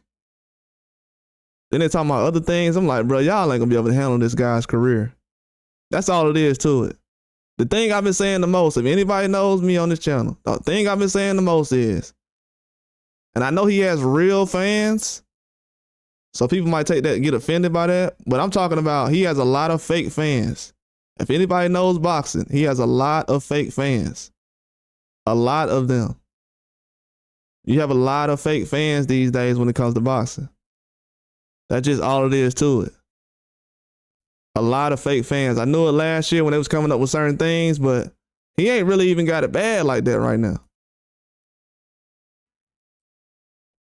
And this right here shows it right here. That's why I said him in that Ryan situation, that's always going to be something to go back and use, because a lot of stuff happened in that fight. Before and after. The ref should have started the count when Tank took a knee. Exactly. Well, he did start the count. He stopped. He count like 1, 2, 3 or something like that. Then he stopped counting. Then he got up, ran to the corner. I'm like, because I didn't really, to be honest with you, he did it so fast, I wasn't even paying attention. I'm like, what is he doing? Because Tank got up and ran to the corner. That's when I was like, what is he doing? And the first thing that popped in my mind was, this dude don't be focused. And what people don't realize is he did the same thing when he was sparring Devin Haney. That's the reason why Floyd was even doing what he was doing. People like, oh, well, why was Floyd bothering Tank during the fight or whatever? Did y'all see what Tank was doing when he was sparring Devin Haney? He was talking to everybody in the crowd. He was turning around. He'll go to the corner, lean on the ropes. You had another guy recently that said Tank lost a fight in the amateurs like that, and he started losing his mind. He started going off and throwing stuff and all that other stuff. So what people don't realize is, in the ring, he's a ticking time bomb. If you don't get the knockout, it's gonna look crazy. And if you're a fighter, why would you fight Tank if you know that he's gonna get the decision if he goes 12? That means even though Tank is the power puncher, that means you're the guy coming in with less power than Tank Davis, and they expect you to knock him out. That's the only way you're gonna win. No wonder it's been hard for people to make fights with Tank. You're gonna have to get a knockout to beat him. He said it's like the old saying goes, be careful what you put out. It comes back around. Tank's fans was cracking on Ryan for taking a knee, and now they gotta deal with the I don't know that word. But universe works in the mysterious ways. Yeah, I don't think, to be honest with you, they didn't really go in on Ryan Garcia when he took a knee. To be real with you, they didn't really go in on Ryan Garcia after he took a knee. And this is just not unbiased. I understand what you're saying. You're saying some facts. But I'm just talking about as a whole, they didn't really go in on Ryan Garcia like that. I'm going to tell you why they didn't go in on Ryan Garcia like that. Nobody brings up the fact that Ryan Garcia got dropped by Tank and that he quit in the fight. Nobody brings that up. They'll never bring that up. They never bring that up. Never. Shakur Stevenson gets trolled more than Ryan Garcia does, and Shakur haven't even fought Tank Davis yet. If you was a new fan who just got into boxing today, if you just start watching boxing today, and you look at how all the fans are talking about Shakur Stevenson, if you look at all the fans who look at how they talk about Ryan Garcia, you would think that Shakur Stevenson is the guy who got stopped by Tank Davis. Matter of fact, I go a step further. You would think that Devin Haney was the guy who got stopped by Tank Davis with a body shot. Devin Haney got more backlash for going 12 rounds than Ryan Garcia got for getting knocked out in the 7th, 8th round.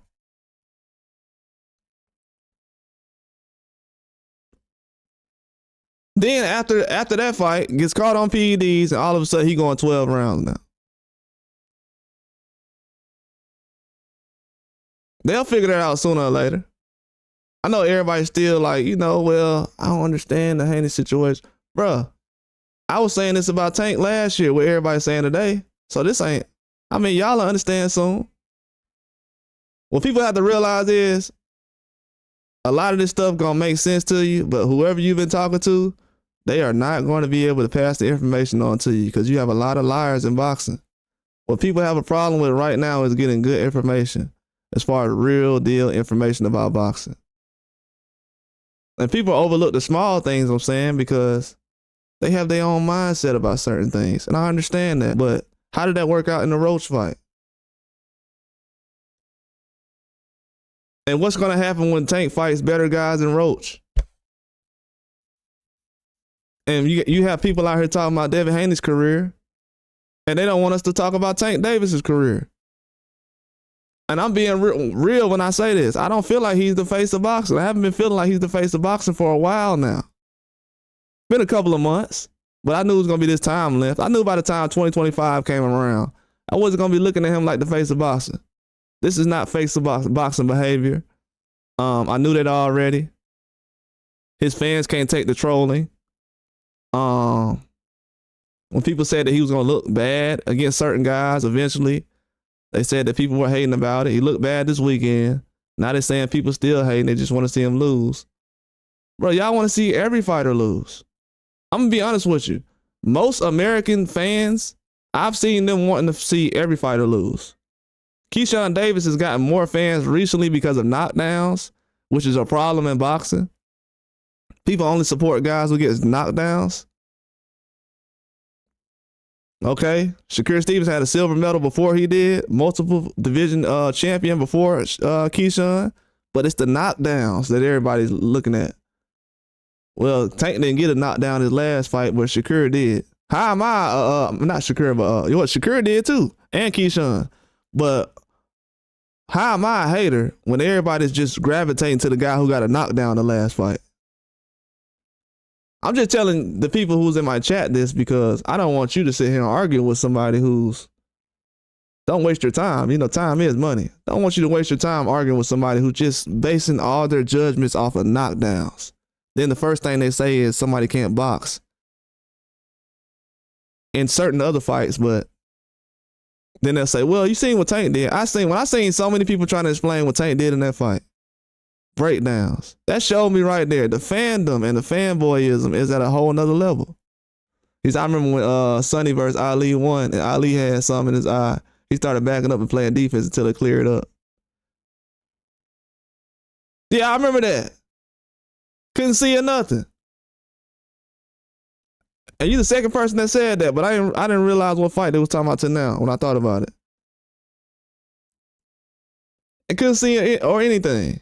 That's happened so many times. We've had guys that been buzzed. I've seen guys recently, if you look at the Roach fight with Jamel Herring was buzzed real bad in that fight.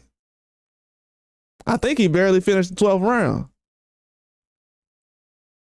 That's what kind of caught my attention last week. I was like, man, Jamel Herring was in a tough fight with Lamont Roach. I knew it was a tough fight, but it was a lot tougher than people realize. But when it comes to taking the knee and everything, man, Ryan Garcia gets so many advantages, man. It's pathetic. It's pathetic. It's pathetic. But I like it though. I actually love it. I actually love it. We need these kind of things to get exposed. I actually love it. That's why people not knowing last year, I said, hey man, I kind of like that all this stuff happened last year. People didn't understand why I was saying that. They probably thought I was mad about something or nothing. No, I was saying that because I know times like this would come.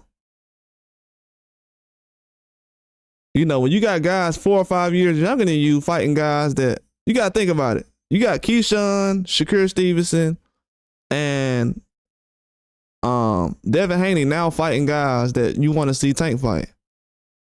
Teofimo included. You got guys you want to see them fight, but ain't nobody fighting. Then the guy who gives Tank trouble is the guy you thought was going to be his easiest fight. That's the thing that's going to really hurt a lot of people. The person they thought that Tank was his easiest fight was his hardest fight.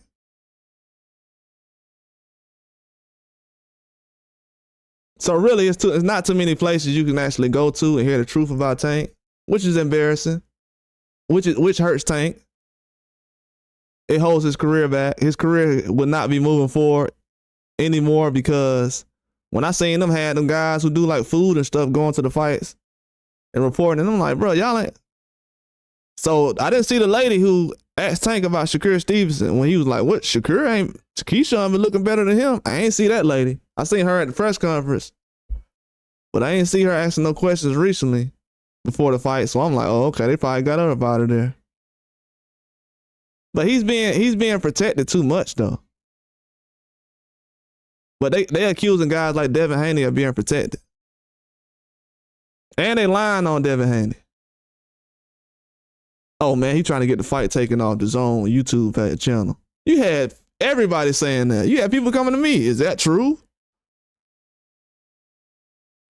I'm like, is that true? What?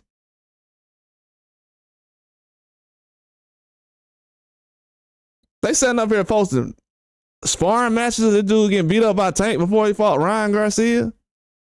Man, I don't care. I don't care about nothing that no other boxer got going on. Everybody that sat back and seen that type of stuff going on and co-signed it, you get no kind of respect from me now.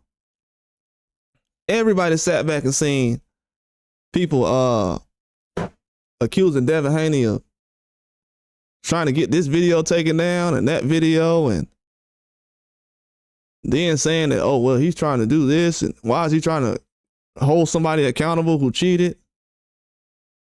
It's going to be a bad generation coming up, bro. This next generation of people, human beings, period, it's going to be a lot of people stealing and cheating.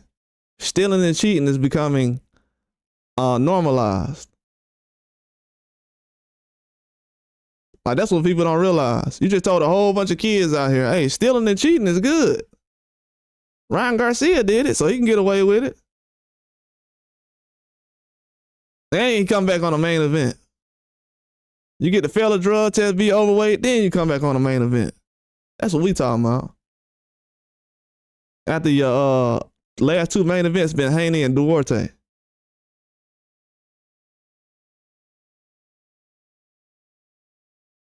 You know what I'm saying? Trust me. The kids and people in my family, they don't think that cheating and stealing is a good thing. That's okay in this world. But this sport is teaching nothing but negativity all the way. The way they report on fighters, the way they don't hold certain fighters accountable, the way they only talk about certain fighters all day. This the only sport I know where they throw the young guys under the bus, treat them like they trash. If you notice, ever since the NBA been doing that, they've been going down. You can't sit around and build up a sport if you're talking about all the young talent coming in. Oh, he the youngest undisputed. Oh, he a bum. Oh, he trash. He finished. He'll never be the same. Derrick James. Everybody talking about who's the best boxing trainer. Ryan Garcia just used him and left him. He looked good over there, failed the test over there, and left him. He said, I used you for what I needed you for. And you don't hear nobody out here saying, man, why would Ryan Garcia leave Derrick James after beating Haney? Or looking good against Haney? Why would he leave Derrick James? You know why nobody asked that? Because they know what's going on. They know what's up. They know what's up. Trust me. Everybody know what's going on. That's why people quiet now. What I started to realize is you got to be careful about the people who quiet about certain things, but they loud about other things. I heard a lot of people trolling about Devin Haney recently.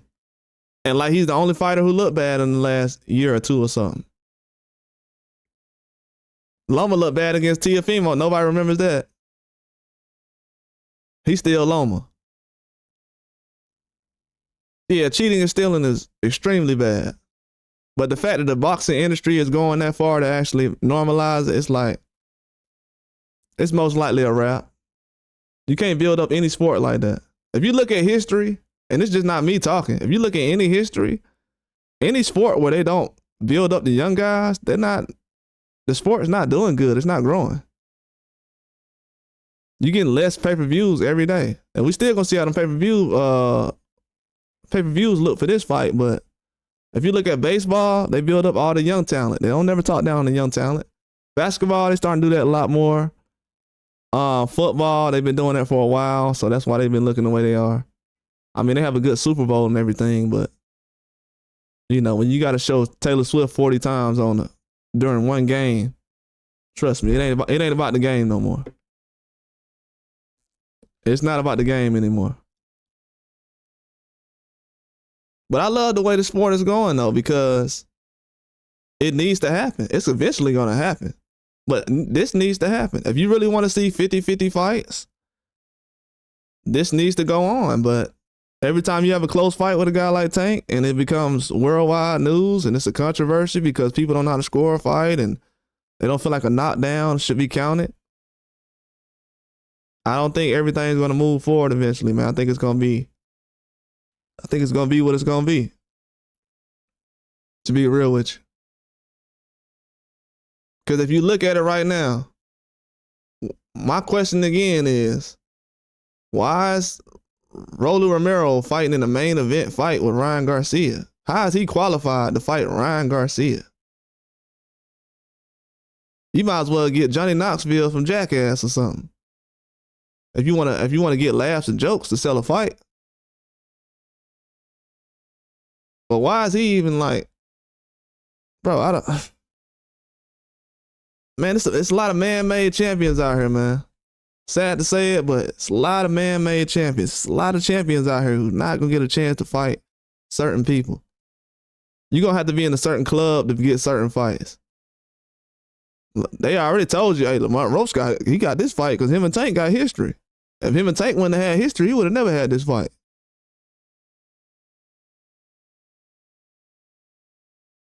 And he had to fight Tank to get some respect.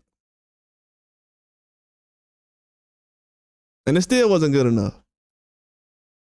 So if I was a young fighter right now, like Keyshawn or Shakur, I would sit back and I really would believe in myself that I can get the win. But I would say, is the win going to be good enough though? Because Dimitri Bivol, he beat Canelo, but he didn't get respect immediately. And the only reason people want to see Dimitri Bivol still win is because he beat Canelo. You know, that's the only reason, but other than that, a lot of people wasn't happy that Dimitri Bivol beat Canelo.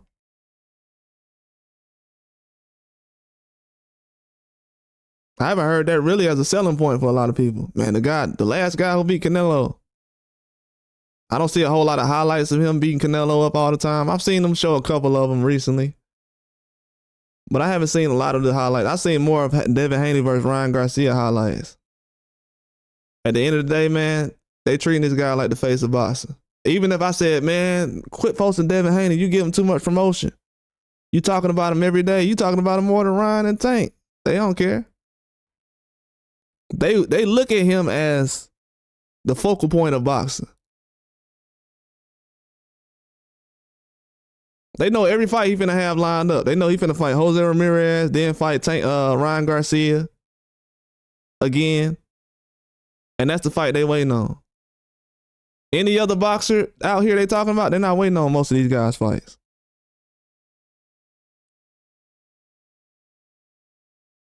They still talking about the Haney and Ryan fight a little bit more than the Canelo and Crawford fight.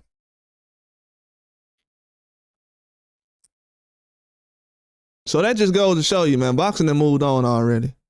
Y'all can sit up here and say Tank Davis is this and that, which is cool, but you're going to have to start treating him like that, though. You're going to have to. Because at this time right now, you got other boxers doing what you want Tank to do. I heard people say, oh, well, Tank should rematch Ryan. Well, Devin Haney's going to do that. Tank should fight Loma. Well, Devin Haney and Teofimo has done that. Tank should think about 140. Teofimo has done that. Tank should fight guys out of 135. That's not going on no more.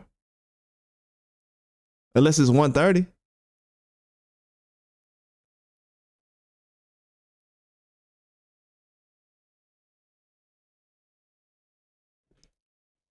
Yeah, man, but until that changes, though, and I'm just being real, the only reason I'm talking like this is because I got the opportunity to do it. You know what I'm saying? Because I have the opportunity to do it. If I wait 5 months, 6 months to say this, I'm gonna be looking crazy. But this goes to show you though that most fans don't like Devin Haney just because of him or his dad, whatever. But if you turn around and be like, man, I don't like Tank because of him and his dad, they talk too much. Tank talks more than anybody. If somebody come out right now and be like, man, I don't like Tank, he talk too much. Oh, you hating. But if somebody come out and say, man, I don't like Devin Haney, he talking too much. He talk like he know everything. Him and Bill Haney. Oh, yeah, I understand what you're talking about. I don't like him because his dad. But if you say, man, Tank be talking too much, he be trolling Shakur, Keyshawn. He was talking about Keyshawn mama. He sat up here talking about Crawford's wife. Bro, I don't like him, bro. People be like, what? You a hater, dog. You don't like people who talk about somebody's mama and wife? What's wrong with that? And then go out there and look trash after talk about you'll beat Crawford.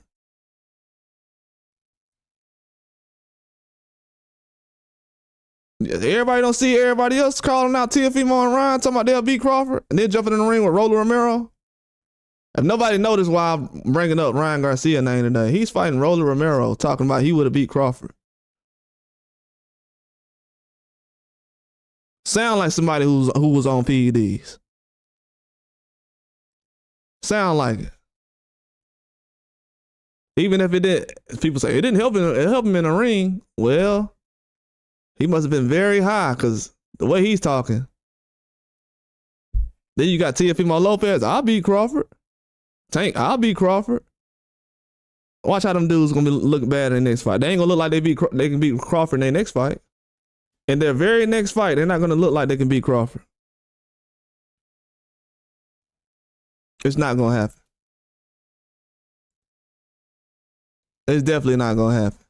That's why I was laughing recently, bro. When I seen that sparring video come out, I'm like, Tank ain't got no real fans, bro. They ready to jump off the ship now. You got certain people saying if he don't rematch Lamont Roach, they ain't gonna be a fan of him no more. You got people saying they ain't a fan of Tank now after that fight. Now think about it. If you're Tank Davis, would you be happy that fans are jumping off the bandwagon after one performance?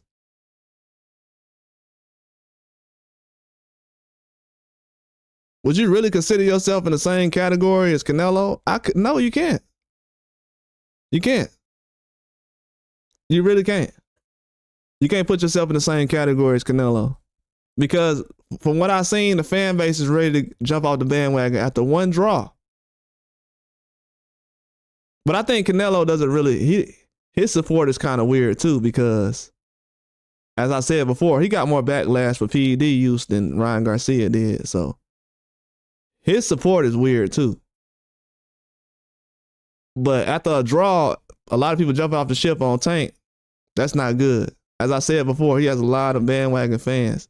And that's usually how you carry yourself in boxing. When your thing is knockouts and, oh, I knocked out this guy sparring and everything else.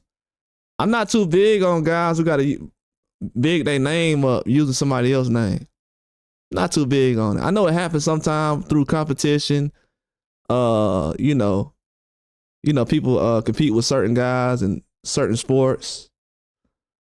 But when you got to use certain people's name a certain way to build yourself up, you compensating for something. You really are. You're not a superior boxer like that to the point where I feel like you should be trashing other elite fighters. We're talking about the best of the best we got.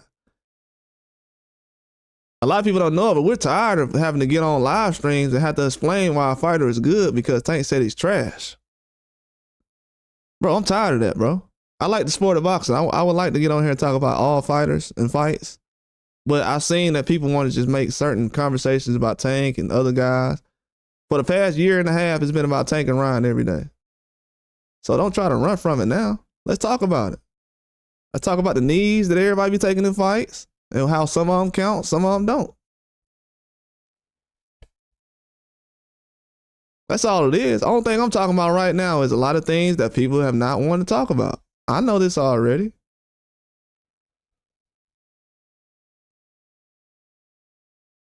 Like Snoop Dogg said at the Source Awards, I know where I'm at. Yeah, I know where I'm at. I know exactly where I'm at. But that's why when people try to make you feel ashamed, like, bruh, you can't make me be ashamed of being a fan of a certain fighter. Because the fighters I follow, they're not gonna sit up here and blame no hair grease on they. And I follow Tank, but the fighters I gravitate to the most currently, they're not gonna give an excuse about no hair grease, taking no knee. Virgil Ortiz got knocked down, he got right up and just punched his gloves together. I said, oh, okay, yeah, Virgil Ortiz went in. When Virgil Ortiz got knocked down against Volchuk, what he did? He got straight up and ran towards him.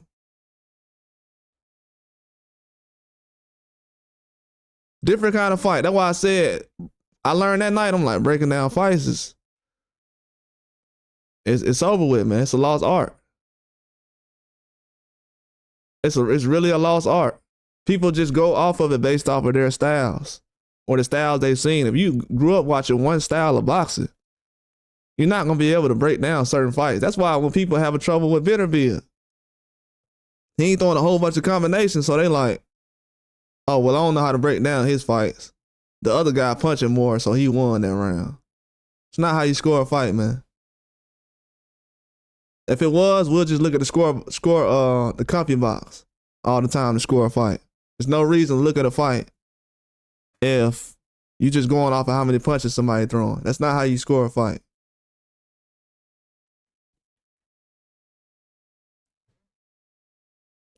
Yeah, it's really a lost art, man. It's pathetic too, to be honest with you, because when is it gonna change? So we gonna wait until Turkey Al Sheikh start putting on the biggest fights.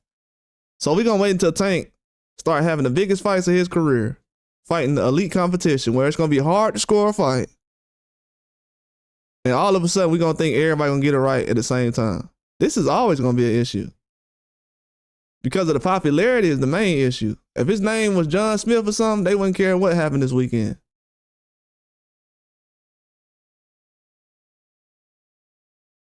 That's why when Harts was saying earlier about the knee or Ryan Garcia, they weren't really trolling Ryan Garcia for taking a knee.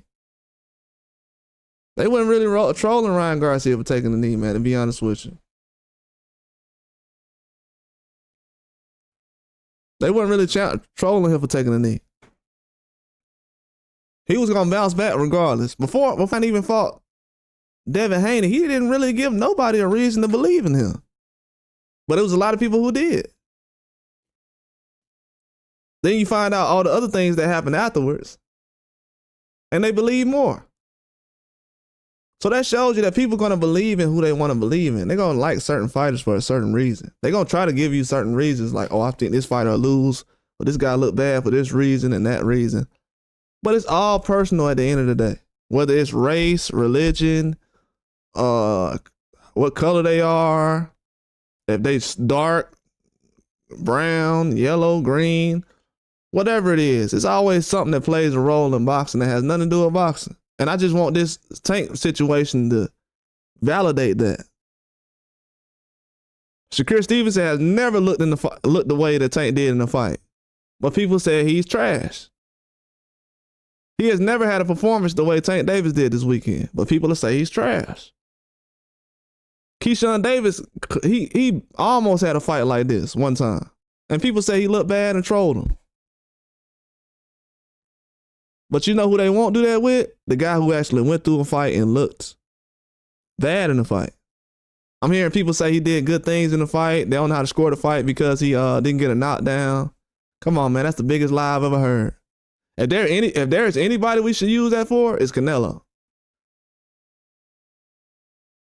Now, Canelo, he started having trouble scoring fights when he wasn't getting knockdowns. That's when people didn't know how to score his fights. Now, for him, you can use that excuse. But for Tank, you definitely can't use that excuse. You just scored the Ryan Garcia versus Devin Haney fight last year. That went 12, didn't it?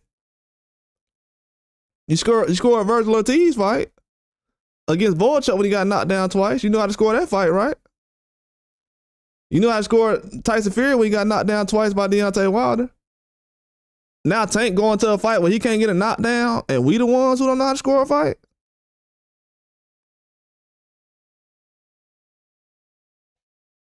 Tank go 12 rounds, but we don't know how to score a fight? So he went to distance with Pitbull, and we don't know how to score a fight. I'm sitting here thinking right now to myself, on being honest, because I do think, like, I feel like Tank edged out the Pitbull fight.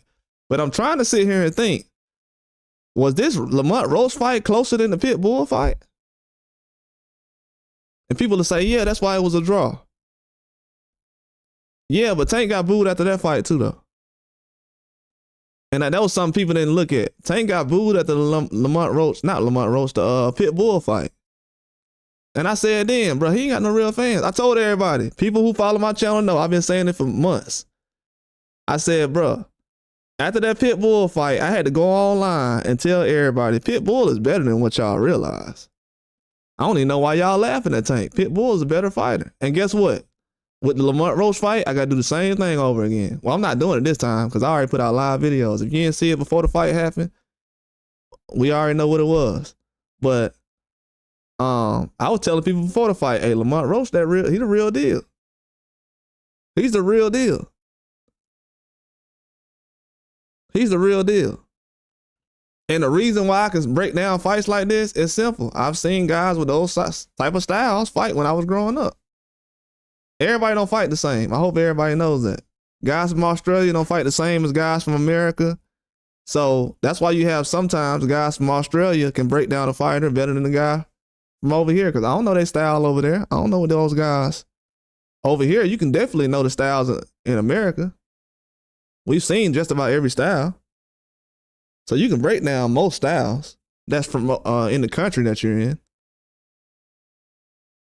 That's why it's difficult when certain guys fight another person from a different country. It's like, man, I never seen this before. That's why Boots Ennis looked the way he did against Karen. Because he's never fought Ukrainian guys like that at that size. So while people think that he's looking bad, he's actually downloading data. So in the future, he's able to look good. He still dropped the guy in the fight. So even with a knockdown in a fight that Boots Ennis had, he ain't get credit. So let's not act like people out here just giving credit like that. It's only certain people they give credit to. And when it's not going to go the way they think in the future, it's going to end up like how it's going now. But this right here explains, everybody who's a Tank fan, if you can get the knee with Ryan Garcia right, you can get the knee with Tank Davis right. That's all this picture explains right here. People pick and choose when they want to sit up here and count a knee or count someone when they don't. If Ryan Garcia would have jumped up then and said he got some blood in his eye, when Tank Davis was in front of him, people would have said that it was a knockdown. Guaranteed. Let's keep it real. Because Tank did the same thing Ryan did. Took a knee, looked down, then got up. Boom. But Ryan ain't get up, though. That's why I said you don't have to go back to 1980 to use an example. You can go back to last year. You can go back to last year and really dissect a lot of these things. It's not really that hard. I mean, people want to talk about knees and knockdowns. Okay, let's talk about it. The fact that that's how do I say? The fact that that's hard to figure out in boxing right now, whether that's a knee or not, bruh, it ain't nothing in boxing that's going to happen good until a lot of this stuff get fixed. The biasness is at an all-time high. The fact that we are sitting here arguing about whether Tank Davis took a knee or not, you will never hear the truth from people who cover or follow Tank Davis. The truth will not be able to come out of their mouths. Now we're starting to realize now, these people are openly lying about guys taking knees, voluntary or involuntary.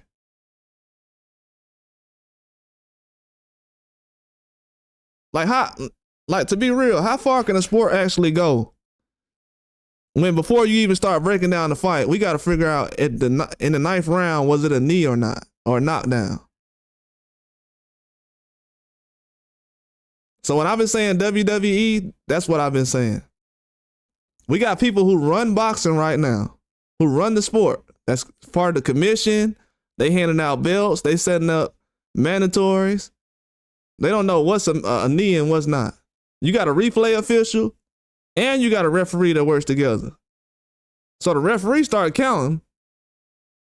Nobody from the side say, hey, keep counting, keep counting. They got all these people that sit around the ring.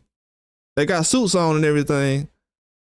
Ain't nobody say, hey, ref, keep counting, keep counting, keep counting. And you got all these people that's overseeing the referee.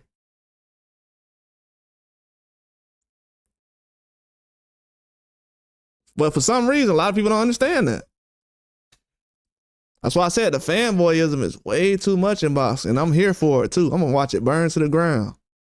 Y'all ain't finna troll everybody else who's 4 or 5 years younger than Tank, and then when you get the 30-year-old Tank, you like, oh man, I'm gonna make up excuses for him. You know, maybe he thought this. The hair grease, worst excuse I ever heard in boxing. Just gonna be honest with you. The hair grease excuse is the worst excuse I've ever heard. It's actually sad. He's gonna get made fun of about it for years and years to come. You got girls that's laughing about it. You got girls that been getting their hair done since they were a baby. And they're sitting around saying, what is this guy talking about? I know my sister right now is laughing. I know she's like, this guy's losing his mind. My sister stays getting her hair done. You know, the girls even do like the hair that lays down on their forehead. I ain't seen no girl saying, oh, I got this in my eye.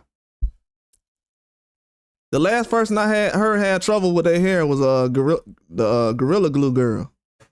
So this dude got Gorilla Glue problems. That's the only person I heard about having issues with their hair. Other than that, I ain't seen nobody else having no issues. But yeah, a picture is worth 1,000 words though.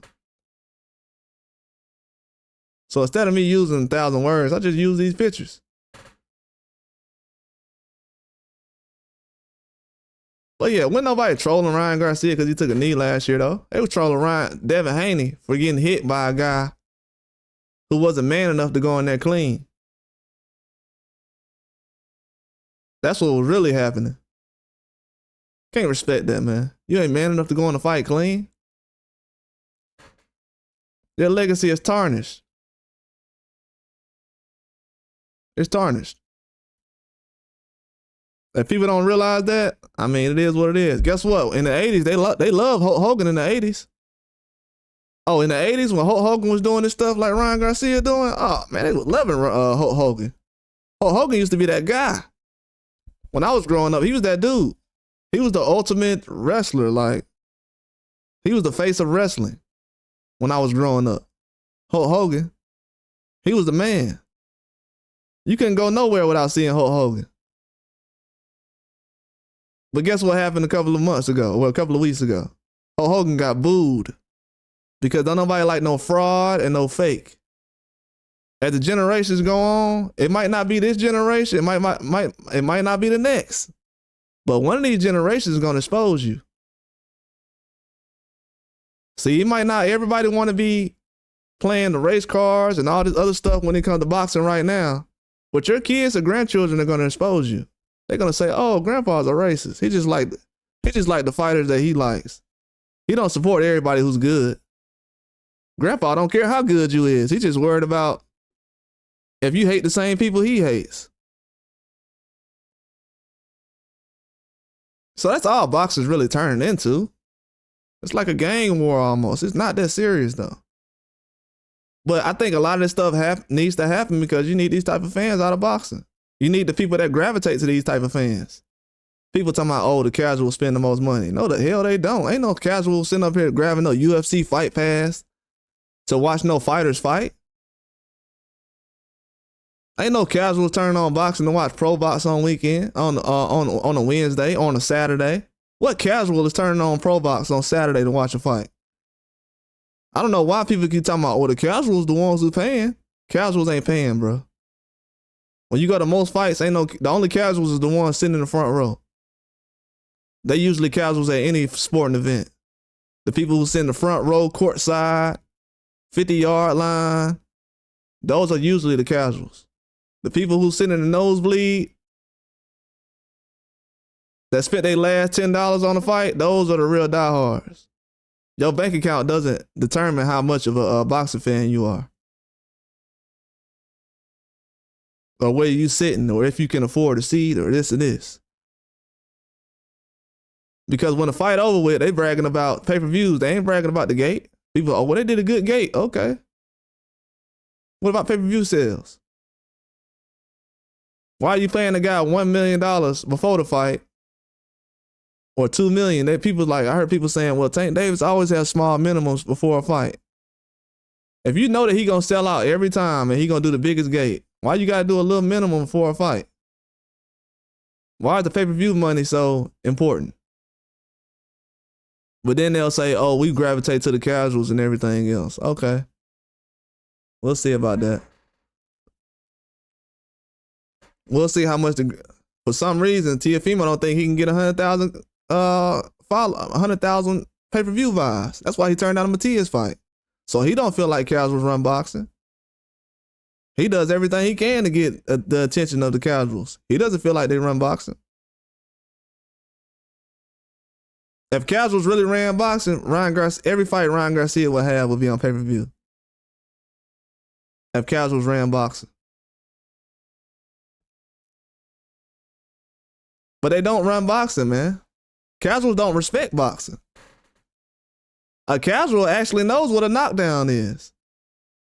A casual fan knows that the hype around this Tank Davis taking a knee thing in a fight, casual fans know that, oh man, I didn't waste my money on that. Good. I watched that Jake Paul and Mike Tyson fight. That's the last time I spent my money on the fight, and it was free. So that's the last time I really spent my time watching the fight. Because, you know, in the Mike Tyson Jake Paul fight, you ain't got to worry about taking no knee or if it's counted or not.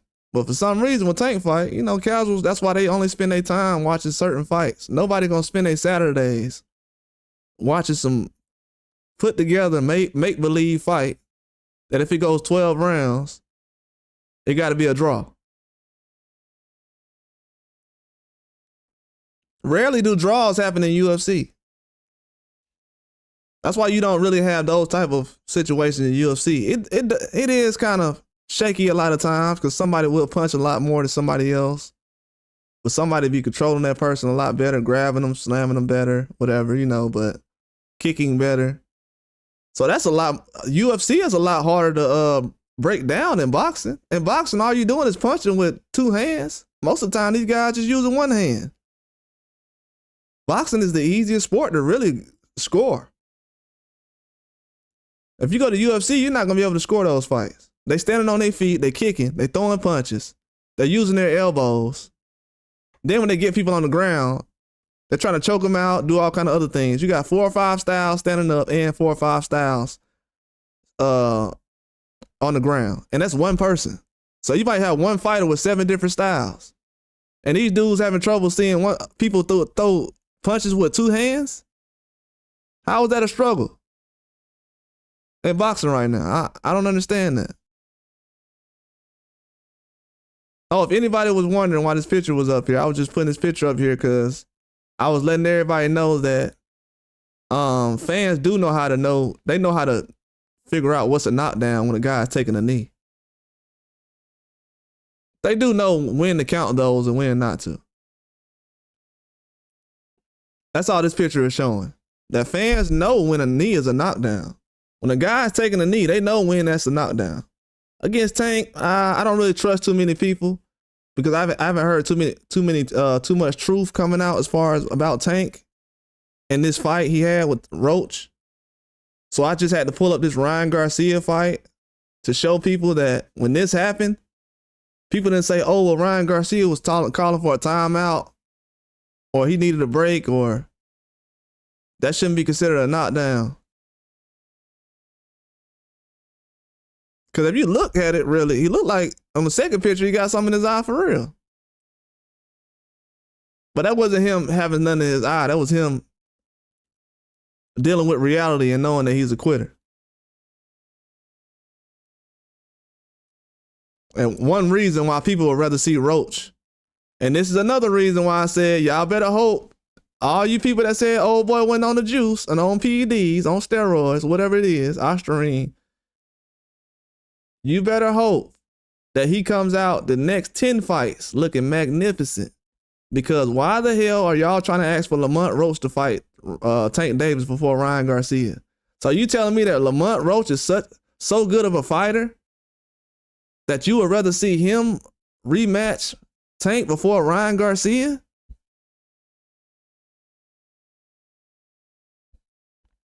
People want to see Devin Haney lose so bad that they'll sit up here and act like this dude didn't put on a worse performance than Lamont Roach. Well, he was drained, man. He was drained. Well, tell him to get his weight bully. He's a weight bully then. Tell him to move up. That's why he's fighting at 47 right now. To be honest with you, Ryan Garcia had no business even fighting Tank. And people want to talk about that. Ryan Garcia wasn't even supposed to be in the ring with Tank Davis. He was bigger than Haney at that point. People said Haney was too big. But he was bigger than Haney at that point. The dude was fighting at 43 already. When this fight happened, Devin Haney was still fighting at 135. Ryan Garcia had just came from 143 to 135 to fight Tank. Ryan Garcia came from 143 to 135 to fight Tank Davis. Devin Haney was still at 135. But guess what everybody who's a super fan of Tank was saying? Oh, Devin Haney's a weight bully. He looks super weight drained. He's a weight bully. But Ryan Garcia went from 143 to 135. Then you got everybody else out here talking about, so why did Tank drain Ryan Garcia? Tank ain't make Ryan Garcia go to 135 when he knew he wasn't a 135. So everybody comes up with the excuse. I'm going to say this again because I've been hearing people say this for about a year now. Tank Davis did not force Ryan Garcia to weight drain himself. Just like Devin Haney couldn't force Ryan Garcia to make 140, Tank Davis didn't force Ryan Garcia to make 135. Ryan Garcia was fighting for a payday. He went into the fight, looked horrible. Lamont Roach looked better than he did. And y'all want to see Lamont Roach fight Tank Davis before you see Ryan Garcia. That's another guy. So that's another guy. Isaac Cruz and Lamont Roach. At this point right now, Tank might not ever fight Ryan Garcia because it's another person they always put in front of him. It was Rayo a couple of months ago. Then it went from, well, it was Pitbull, then it was Rayo. Then it went to, this Roach situation. But Cruz was always a name out there, though. And that's what people not even looking at. They like, yeah. Ryan picking Rolly Romero. Ryan Garcia fighting Rolly Romero, who looked bad. Rolly Romero just went the distance with a guy that Abdullah Mason just knocked out. The guy that Ryan fought last year, Abdullah Mason just knocked him out. So Ryan Garcia is not Ryan Garcia, Rolly Romero. Rolly Romero is officially like on Abdullah Mason's level right now. And he looked bad in that fight. And you fighting him?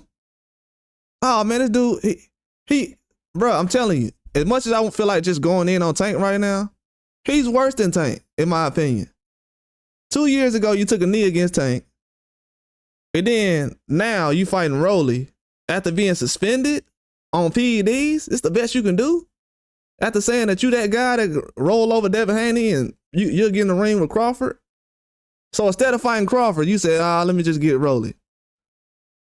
I don't believe you, brother.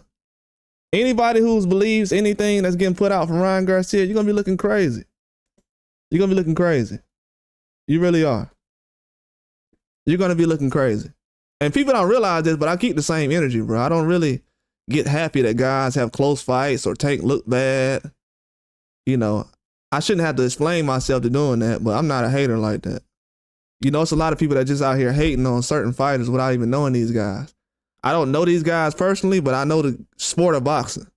The reason why I don't go back and learn the 80s and 90s and 2000s, I haven't had all the time to look at them deeply, is because I'm trying to focus on the guys who's fighting now. And I think a lot of people do that too much. They try to focus on older fighters from back in the day. They don't even know what they're looking at now. Ain't nobody gonna have no reason why Lamont Roach look better than Ryan Garcia against Tank. Ain't nobody got no reason why Ryan Garcia went from 143 to 35 to fight Tank, and they blaming Tank.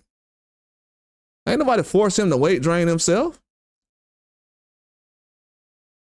But that just goes to show you that if your weight is not in a certain place when you fight somebody, it makes a huge difference.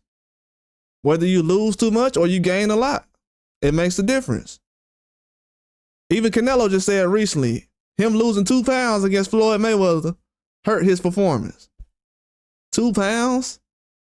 We was complaining about Ryan Garcia having 3 pounds against Haney, but Canelo come out and say 2 pounds against Floyd hurt me, and everybody just eat that up and they agree with it. 2 pounds? Canelo really just came out and said that? And everybody just said 3 pounds don't matter in boxing? So according to Canelo, all of these people who said that are idiots. According to Canelo. Ryan Garcia goes to 35 and people say, oh, Tank weight drain him. Tank didn't beg Ryan Garcia to fight him at 35. Tank would have easily waited on Ryan Garcia at 140. He would have went to 140 and fought him. He just said recently he'll fight him at 140. Tank just said recently, man, I'll go to 140 and fight Ryan.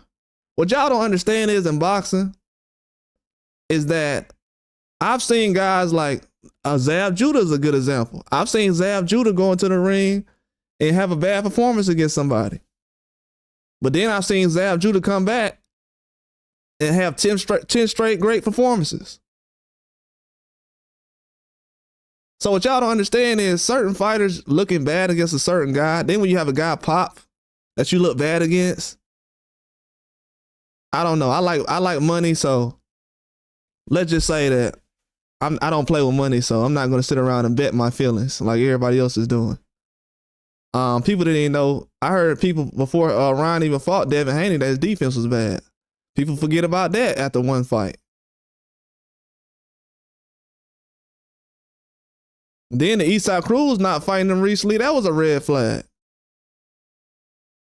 So now I got to figure out why Eastside Cruz don't want to fight Ryan, and it's more than what people realize.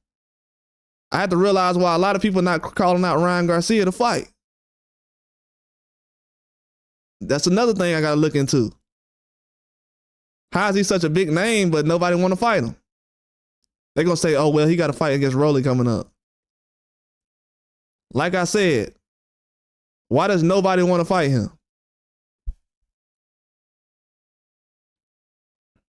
This man is a big name. You go out there and beat Ryan Garcia right now, you're going to be a big name out here.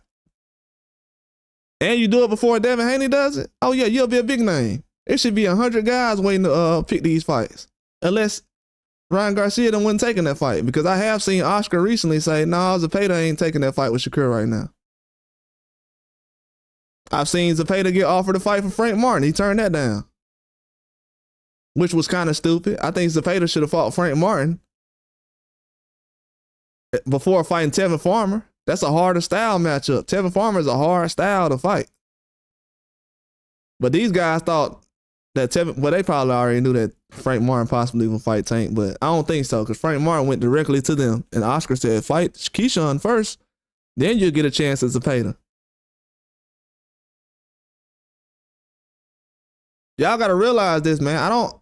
The conversation about PEDs and all that stuff, it's a non-conversation at this point. If people think it wasn't really effective, that's cool. But you got to explain to me why Lamont Roach, the fans want to see Lamont Roach rematch Tank before they want to see Ryan Garcia rematch him.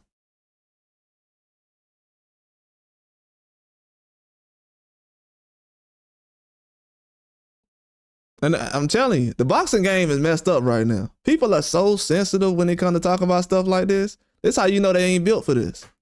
They are not built for these type of conversations in boxing. That's why Tank got the type of backlash he getting right now, and I don't feel bad for him. Because, bro, you didn't put that on everybody. Even I didn't got affected by the stuff he just said. I'm like, damn, I just put out some real facts about Lamont Roach and these guys, and I'm getting trolled. Oh, PEDs is bad. We said that when Canelo took them. But when Ryan Garcia takes them, oh, man, y'all just mad about what? I'm not a Triple G fan. I wasn't mad that Canelo took PEDs against Triple G because I was a fan of Triple G. I was mad because it was the wrong thing, man. That's why I said, bro, what people don't realize is every fighter can't take a loss the same way. Certain guys take a loss, they never box again. Certain guys get a huge payday, they never look the same again.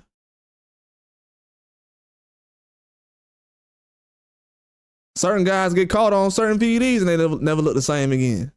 You better ask a lot of UK boxing fans. If y'all don't believe anybody about these PEDs, go ask the UK boxing fans about all the fighters they had over there that was getting popped with PEDs recently and how those guys was looking trash. They was even telling me in my comments, hey man, don't pick that guy. He been taking PEDs. He gonna look trash in his next fight. I'm like, what? This dude undefeated and he fighting a guy that really not on his level. Man, was I wrong? The dude went out there and lost to a guy that like the guy that Munguia lost to recently. Like 4 knockouts and got stopped. I think the dude had like 2 knockouts and stopped him. I said, whoa, man, the PED stuff serious. I think this was before the Ryan and Haney fight. I said, this PED stuff is serious. But when people don't realize it, they don't know what's going on behind the scenes right now. That's what people don't realize. People don't realize that they might hear about 5 or 10 boxers suing somebody over PEDs, and the name might not be Devin Haney at all. No, I can guarantee you it won't be Devin Haney. You got girls right now that was in the Olympics fighting some dudes last year. Now they got to go to court to explain to the court that they was fighting a dude. And for some reason, people just out here trusting boxing. Like, yeah, man, boxing doing the right thing right now. Okay. All right. Okay. One thing about me and boxing, bro, I don't die on no heels, bro. If I'm gonna go out here and really support a boxer, it's gonna be for a real reason. That's why I be going as hard as I do as far as when I talk about guys like Terrence Crawford and these other guys, because Benavidez, I ain't gotta sit up here and go on Benavidez Twitter and inbox, hey man, would you fight Shakur Stevenson or this guy? You got people that's not even fans of Benavidez asking him to fight people. Why your favorite fighter ain't fighting these guys, you ask? Yeah, you got Canelo fans asking Benavidez to fight Morrell. Why don't you ask Canelo to fight Morrell? Why is there so many coward fans in boxing? Why y'all don't want to see your favorite fighter fight the best? Why y'all so concerned about guys who y'all say can't box fighting the best? They said Wilder can't fight, he can't box, but he need to go out there and outbox Fury. But these other guys, ain't nobody saying about Ryan can't box. He ain't go out there and outbox Tank.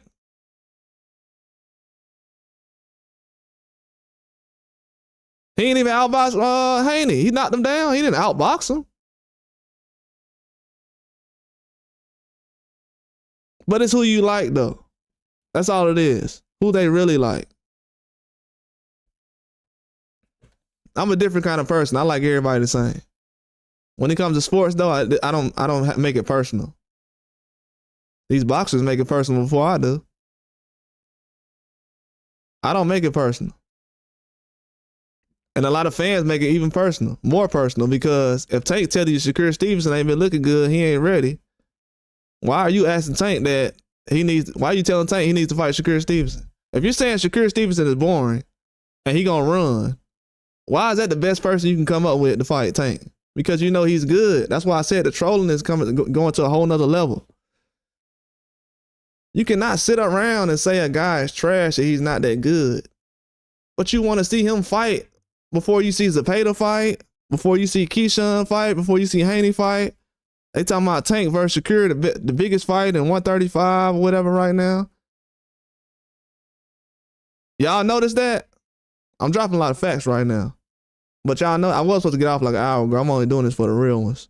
But Shakur is the most requested fight right now. And they were just trolling him a week ago when he fought the Padley guy. Oh, he fighting an electrician and not a guy who got a 9 to 5. Bro, a lot of y'all can't even work a 9 to 5 and go running around a track after work. But you making fun of a man who got a whole career and a job. So he got 2 careers. We're laughing at a man who got 2 careers at the same time he working. He a boxer and an electrician. For some reason, everybody think that's easy, and they like, oh man, let's laugh at that. I only if it ain't Rocky and the meat freezer, I don't think it's impressive. And it wasn't even Rocky's story that did that. It was a black guy who was in a meat freezer that was boxing. That's how they messed boxing history up. It was a black guy that story came from. The Rocky Balboa story, it was about a black guy that was working in the meat freezer and boxing at the same time. But if they would have put a black guy out there, people wouldn't probably looked at it the same way. That's the way America is. They wouldn't have looked at it the same way. They were like, they try to make that guy seem like he a superhero. Tank be out here acting just like Apollo Creed. The way Apollo Creed was talking smack on Rocky, everybody found all kind of reasons not to like Apollo Creed. Apollo Creed was out there stopping guys, doing everything he need to. Clubber Lang, on no movies, nobody liked those characters. Oh, in real life, they love guys like that. A guy who's talking trash, talking about folks' wife, yeah, they love that in boxing. It got to be a certain person though. Man, that fight this weekend, that needed to happen. That needed to happen.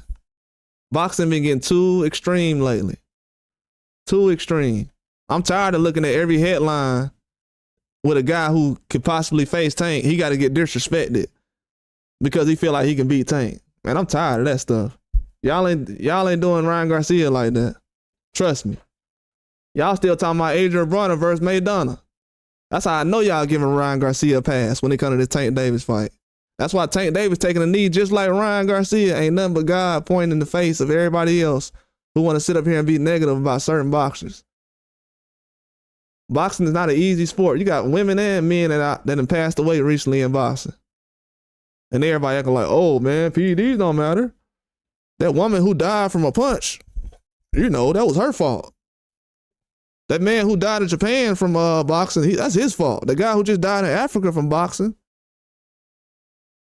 he can't get past the left hook.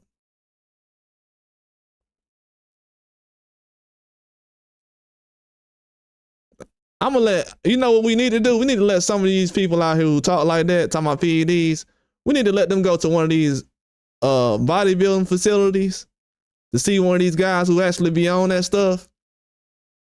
Yeah, Mr. T. Yeah, Mr. T was a dog in them. That dude, Adamas was actually looking like Mr. T last weekend. I heard somebody else say that too. Wow, man. I heard somebody else say Mr. T looked like Carlos Adamas. I thought I was tripping when he was fighting last week. Yeah, Mr. T. But we starting to realize now, man, who really loves boxing. That's all you're going to find out right now. That's all you're going to find out. Trust me. Do not watch. I mean, if people like watching boxing to hear just certain narratives about certain people, that's cool. But when I get on here, what I'm going to say right now is, and this is going to be true, and I see this now no matter what. No matter what happens with Ryan Garcia and Devin Haney at the end of the year, if Ryan Garcia goes 12 rounds, win the fight again, Devin Haney, and I'm saying this to be real, Devin Haney still will have he'll have more of a following when it comes to boxing than Ryan Garcia would. The reason being is Ryan Garcia's next fight not even better than Devin Haney's. And they say Devin Haney's the guy who lost. So why is he fighting a guy who is a more highly skilled boxer a guy who would go to the Hall of Fame before Rolly would? Jose Ramirez would go to the Hall of Fame before Rolly would.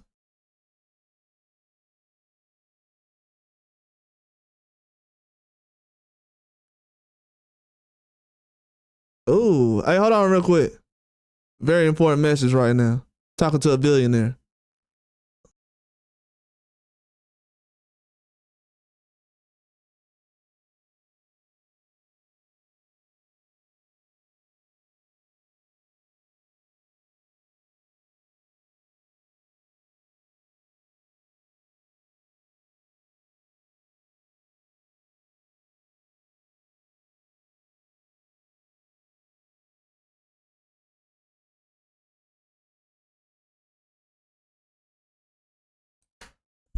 Yeah, but my bad, bro. I had a real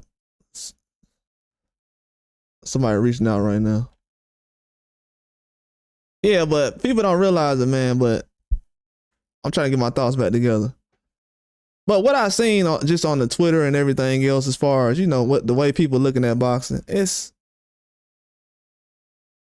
I'm telling you, I was close. I wanted to put the little ones in the boxing, but boxing not a good sport right now to put any kids in boxing, man. It's really not. It's really, really not. It's not a good sport to put kids in boxing right now. The stuff that fans is letting fighters get away with, nah. I wouldn't want to see no kids in boxing right now. I'm upset by what they putting the people through right now.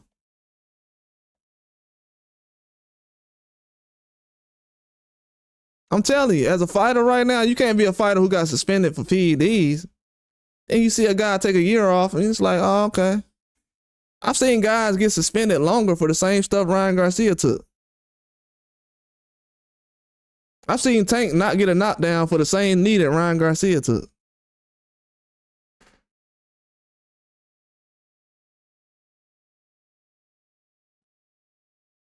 I've seen Devin Haney get trolled for going 12 rounds, something that Ryan Garcia couldn't do against Tank. I've seen people say Lamont Roach, all he did was not get knocked out by Tank. So now all of a sudden they talking like Lamont Roach did less than what Esau Cruz did. See how that works? And it's only been a couple of days since the fight. So as each day goes by, they're going to add another thing. Oh, well, he didn't do better than Pitbull. Oh, all he did was survive. Oh, he did do this. They're not real boxing fans. These dudes sat up here and booed Tank Davis Saturday. Ain't nobody sat up here and asked.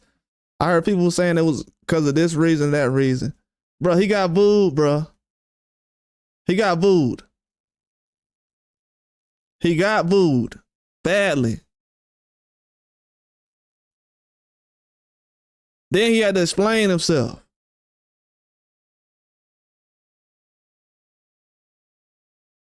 You don't want these type of fans. I done seen these fans boo people after they got knocked out before. As a boxing fan, why would you even boo somebody who just got knocked out? I don't understand that. I don't understand it. And the way that people, and to be honest with you, the way that people look at the Adrian Broner versus Maidana fight, bro, it ain't about boxing. It ain't about boxing. It's strictly about race. Maidana that fight wasn't even that, bro, that fight wasn't even that important for people to be. So let me tell you something. People are more interested in Maidana versus Adrian Broner than they actually are Ryan Garcia versus Tank. Ryan Garcia versus Tank just did 1.2 million, what, 2 years ago? But now you got more people checking in talking about Adrian Broner versus Maidana. So my question be all the time, how big was that Ryan Garcia versus Tank fight? Like, did 1.2 million people really see him take a knee? Could anybody else take a knee against Tank Davis like Ryan Garcia and be able to bounce back? Like Ryan Garcia did against Tank? Can Terrence Crawford take a knee like this and be able to come back from taking a knee against Tank Davis? Will he be known as a big name fighter in boxing?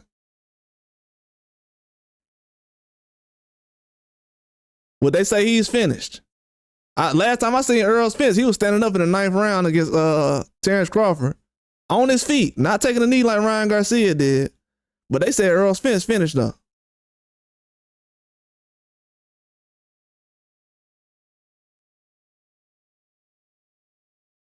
And I'm not trying to force nobody to agree with me at the end of the day.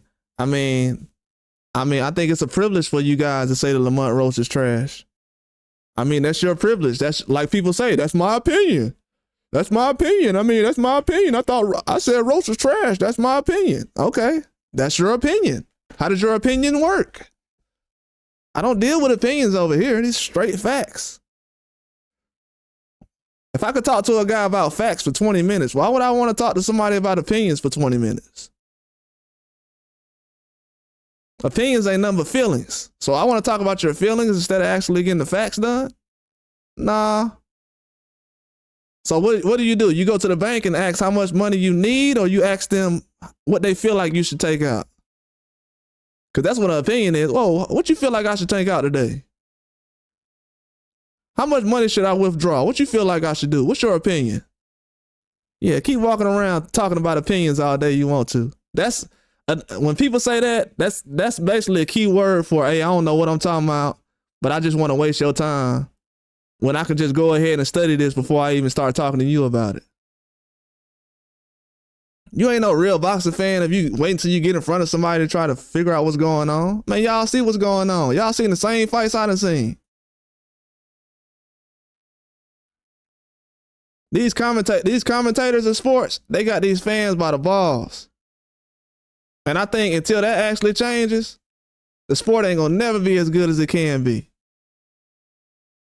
Man, we didn't have instant replay on some fights back in the day. Most of the fights I seen didn't even have instant replay. We couldn't hit the rewind button. We didn't have YouTube. You are telling me these guys have more technology than they ever had. They can rewind every fight. They can watch a fight as soon as it happens. And these guys don't know who won the fight? Let me explain that real quick. This is the only time in history where when most of the people who watch a boxing match can go online and watch that boxing match hundreds and hundreds of times over. 20 years ago, you couldn't do that. 40 years ago, you couldn't do that. You couldn't go online and actually watch a whole fight live and break it down and at the same time as everybody else is doing it. And these dudes is coming out with worse fights. You're a fanboy. It ain't no explanation that you can come up with. You got more technology. You got more time to watch fights. Easier ways to watch fights. You ain't got to go get the DVD or the VCR or the tape, whatever you used to watch it back in the day. You can watch it straight live on the internet. Millions of times if you want to. And you telling me they don't know how to score fights? People are getting dumber out here. I don't know if everybody knows it, but people are getting dumber. Whether it's in the real world, sports, or whatever. People are getting dumber. People are literally getting dumber. Do you understand? They are getting dumber out here. You cannot have more technology and you don't know how to score a fight worse than... So you scoring fights worse than you did 10 years ago? How was that possible? How could you watch boxing for 10, 20 years and as the technology gets better, you scoring fights worse? I can't tell you how many times I've seen dudes watch fights and they like, oh, well, that fight did. Oh, well, the first time I seen it,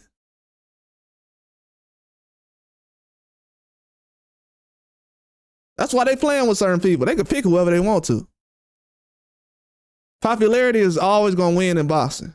When you take away the popularity, when you basically make popularity the focus of boxing, there's no reason to watch it. We want to see a guy come in there and have a chance. We don't want to see the favorite always winning. Well, everybody want to see this guy lose, so he going to lose this time. I mean, that's what they basically gravitating to. Nobody can explain that, though. More technology and worse scoring cards? People don't know how to score fights now? This is a state of emergency right now. This is extremely important. There's nothing else to talk about right now. I'm telling y'all. It ain't nothing else to talk about. These people don't know what a knee is in boxing. We talking about somebody taking a knee and if it's a knockdown.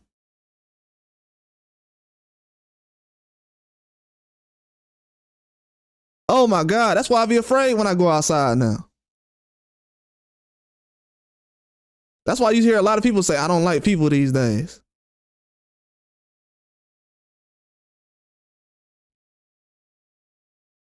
This shows me, right?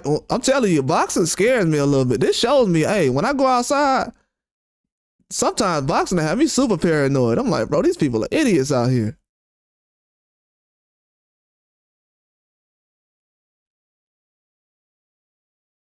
And it also shows you that grown-ups that's old, trolling has no age, first of all. People think the age of trolling is 15, 20, 25. No, the age of trolling is all the way up to 70, 80.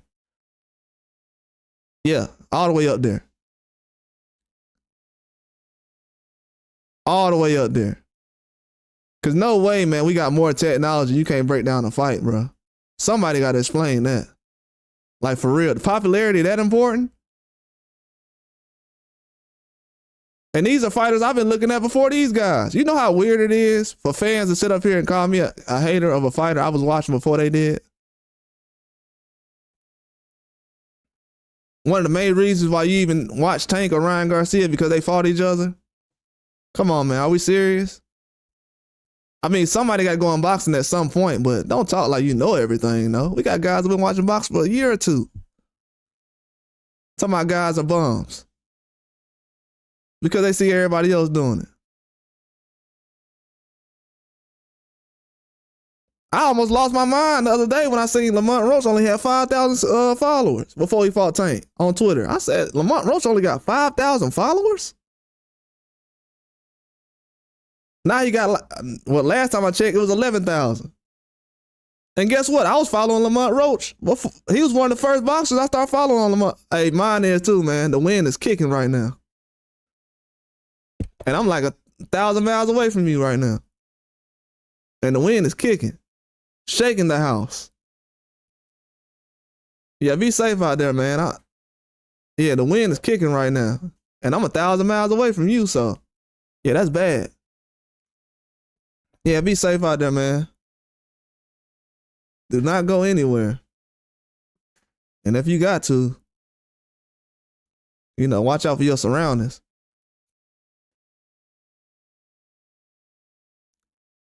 But yeah, the love fest, let me tell you something. This is real talk. Don't nobody cover more things about Ryan Garcia and Tank than me since I've been on YouTube.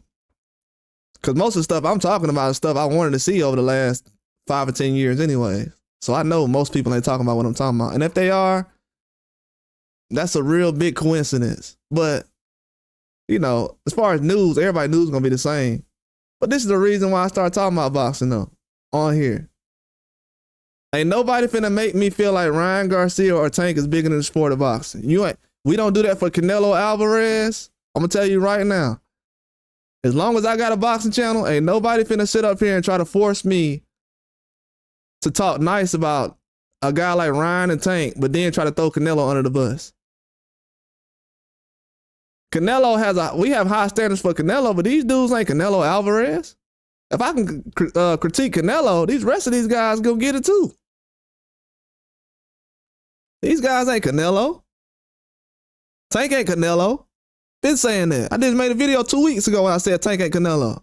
He ain't got half the resume Canelo had at 30 years old. Canelo was fighting Triple G. He fighting Lamont Roach.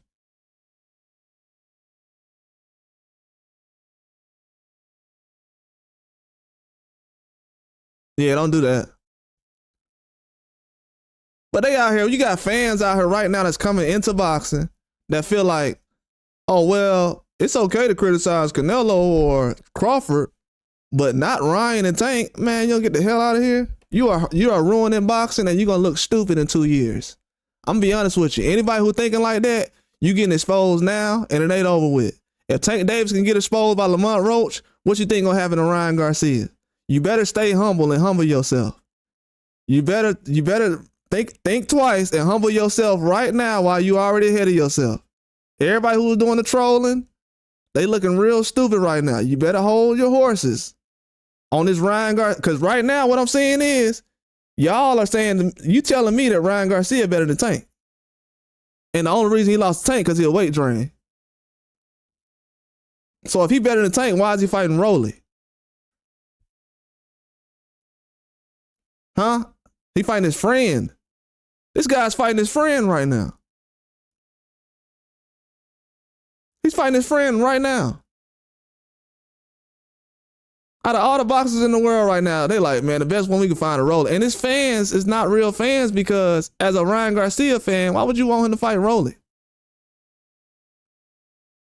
People talking about, well, the press conference is going to be good. Man, there ain't going to be no highlights from that press conference talking about nothing we ain't heard Rolly or Ryan say before.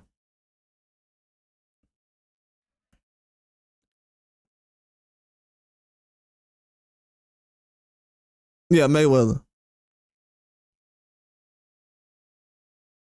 Yeah, Mayweather got criticized too. Man, they ran Mayweather in the ground. And then when Canelo left, they ain't had nobody to talk about. I mean, when Mayweather left, they ain't had nobody to talk about, so they moved over to Canelo. Really, when Mayweather left, they wasn't trying to promote anybody else. They had Triple G around, but they couldn't really use Triple G name to really get blown up unless Canelo was going to help it. You know, he got a lot of help from Canelo.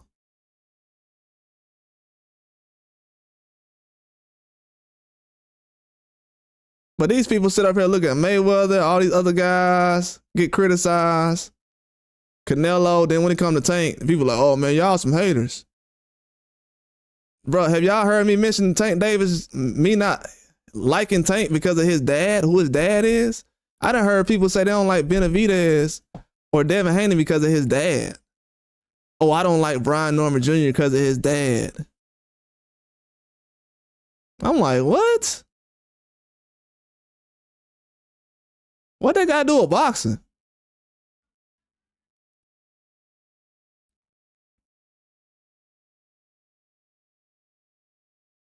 That's weird to me, to be honest with you. That's like me jumping on one of these guys' YouTube channels and they sitting around talking to their dad in the background. I'm like, man, I'm getting off this YouTube channel. I don't like your dad. They gonna be like, what? You don't like my dad, so you're not gonna support my channel, huh? That don't make any sense. I'm talking about the things you want me to talk about. Oh, my dad stop you from interacting with me or appreciating what I'm bringing to the sport or to the internet. That's why I said, man, we got a lot of daddy issues out here that's really serious that it needs to be looked at. It really does. If they want to do anything as far as right now, they need to have some Big Brother programs again. Because the way these guys just have irritation with adult men, it's weird. Because I know when they see their boss, they don't got a problem with them. Because you ain't gonna have no job. So you can respect your boss. You don't know him like that either. Is everything I'm saying making sense though to the people who, want to hear it? Everybody else, they'll come in and, pop through. I appreciate it, whatever. But this is just for the ones who really want to hear what's going on, because if y'all don't realize it, we're so deep into what I've been talking about that if you don't really know what I'm talking about, you really can't understand. So that's why a lot of people don't stick around. Once y'all understand. I'm like on chapter 7 and they trying to start on chapter 1. So it's a lot of people behind right now. Even when it comes to Tank Davis, there's a lot of people behind right now. They're trying to figure out why he wasn't focused. And they're saying that we only giving Lamont Roach credit because he didn't get knocked out. To be honest with you, the only reason you saying Tank wasn't focused is because he didn't get the knockout. So you're biased. If Tank would have got the knockout, you would have said he was focused. Yeah, Larry Holmes still get a lot of hate. Larry Holmes don't get the respect he deserves, to be honest with you. Larry Holmes definitely don't get the respect he deserves. He definitely does it. He definitely does it. He's one of the most disrespected fighters. And that's because, a lot of people's favorite fighters was in his era. So, they usually try to do that pick one guy type of thing, which I understand, because it builds a rivalry. But the man retired now. He definitely should be getting some respect. Yeah, because Larry Holmes one of the best fighters I ever seen. one of the best. He's definitely one of the best. Yeah, the old school fighters, they really set the standard high, man. A lot of these guys, they don't understand, but the fights that's happening right now, they're good fights that's happening right now. But they didn't need these guys back in the day like Turkey Al Sheet to do it. I know a lot of people are being smarter with it. I know guys are saying guys are trying to get paid. They want to do this. That's an excuse. I'm going to tell you why that's an excuse. Because in order to get paid, you got to fight. You have to fight to get paid. That's what people don't understand. You have to fight to get paid. Right now, after the performance that Lamont Roach had, he should be getting paid. He should be getting paid. After Canelo and Triple G had that first fight, Triple G was getting $100 million.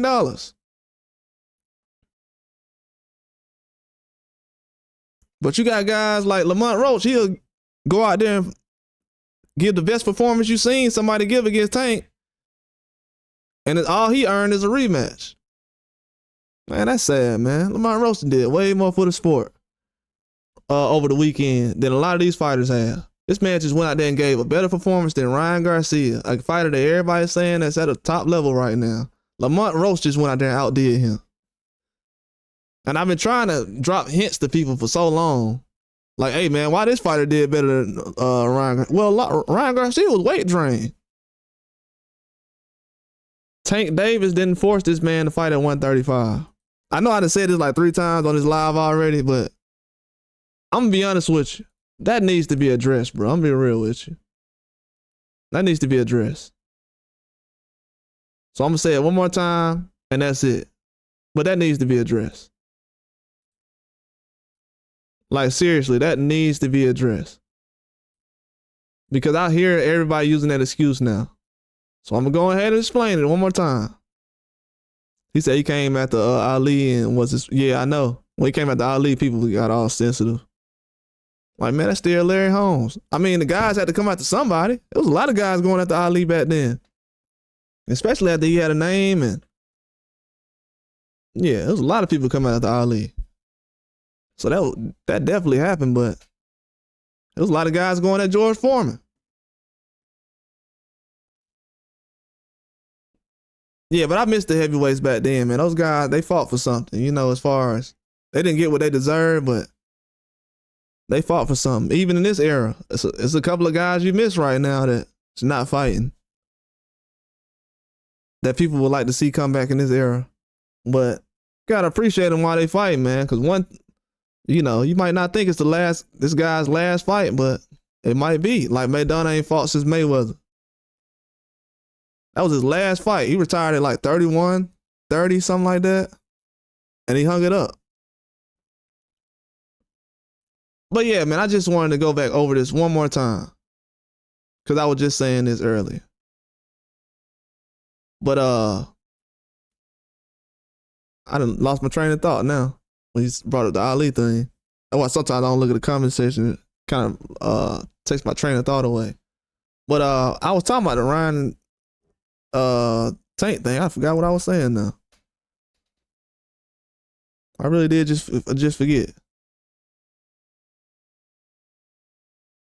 But yeah, people gotta understand, man, that like the favoritism and the popularity and stuff. It's cool to have guys popular, but it's just way too many things going on right now. I just don't understand. I just don't understand it. Especially when it comes to Lamont Roach. Like, I really don't understand that. Lamont Roach, he has gotten no credit for this win, to be honest with you. The only reason they even giving him credit is because it was a draw. If the judges would have said it was a loss, people would have said it was a loss. It's that simple. Even when Bitterbill fought Bivol, people ain't say that was a draw. They said, oh, Bivol won. Bivol won. Oh, I know Bivol won. Now, what fight was closer? Tank and Lamont Roach or Bivol and Bitterbill the first fight? Bitterbeard won the first fight. Everybody said Bivol won. So they could have did a draw in that fight. What's up, Truth Zone? Man, I forgot what I was saying earlier about Ryan and Tank. What was I saying earlier? Could somebody remind me what I was saying before I got off track? Because that was a good point I was trying to make. What was I talking about? I'm trying to regain my thoughts. I don't want to have people just sitting here. But yeah, as far as I'll think about it again. I'm trying to go back through it. But the Ryan Garcia and Tank thing, what I was talking about is, as far as, first of all, I was talking about them getting more credit than Canelo Alvarez, which is insane. Bro, that's man-made energy, man. Woo, you did? Whoa. Truth Zone said he put money on a draw on a parlay. Hey, shout out Truth Zone. Shout out to Truth Zone. Yeah, congrats, Truth Zone. That man got a draw on the parlay. I was close to putting down a draw too. I ain't gonna lie to you. But man, that's the thing about boxing, though. That's why I'm so mad. Like, a lot of people would have put a draw and other things if we knew the fight was gonna be like this. But a lot of people thought Roach was gonna win. A lot of people knew the fight was gonna go 12 rounds. You know, the real boxing fans. But people who thought it was gonna be a knockout, I mean, ain't nothing wrong with that either. I'm not saying it like that. I'm just saying people was getting crucified for actually saying Lamont Roach actually had a chance. People got to remember that. I know everybody want to be all lovey-dovey now with Lamont Roach and hug on him like a broad, but they was trashing Lamont Roach before this fight happened. People was actually trying to stop me from making videos about Lamont Roach having a chance in the fight. Getting trolled about it.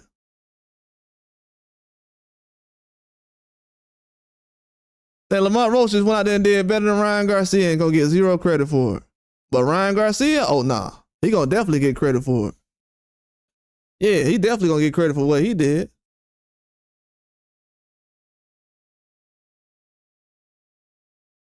Hey, you got Truth Zone. It happened the way it was supposed to, dog. You still got him. Yeah, man. Everybody been knowing Tank a hype job, bro. Everybody know Tank a hype job. Not because he a trash fighter, but because you got to prove yourself against Roach. We already knew that. If you're a real boxer, if you're a real Tank Davis fan, you knew that Tank Davis had to prove himself against Roach. People was looking at it like, oh, that's why I was telling people. I kept saying over and over. Frank Martin ain't start boxing till after high school. I said Frank Martin ain't start boxing till after high school. After high school, Frank Martin started boxing. I keep telling people that. They like, but man, the Frank Martin fight was good. It was good, man. It was a good fight. It was supposed to be a blowout with the experience that Frank Martin had. And he was weight drained. Frank Martin was drained in the fight. And he only had, 10 or less years experience. Man, they started fighting till he was about 18 or something. Till when he started boxing. Full time. He ain't been boxing that long.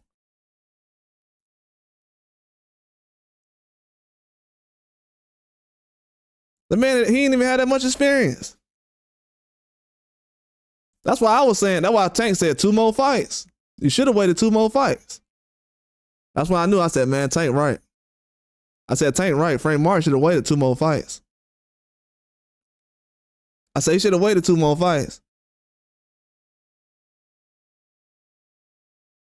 Oh, you said you be listening to my live? Appreciate that, Truth Zone. I appreciate that, dog. I think I've seen you in here before. Appreciate that, man. I appreciate everybody who come through and listen. Yeah, man, sometimes, you know, I don't know, man. It be weird sometimes. Sometimes I gotta get on here and say stuff that nobody's saying. You know, the way my role in boxing right now is very tough because I'm a channel that says stuff that nobody really says. I'm not gonna get out here and say, I don't really listen to everybody, so, and I'm not trying to say the same things they saying, and I'm not trying to say the opposite, but you know, it's kind of hard to get out here and actually report real boxing news now. You know what I'm saying? Boxing ain't like it was a couple of years ago. That's why I made a YouTube channel. I ain't out here trying to step on toes and say, man, this dude, I could do YouTube better than these guys. I just don't respect what's really going on and how stuff is getting told. And a lot of fans want to try to punk you out of telling your truth about certain things or facts.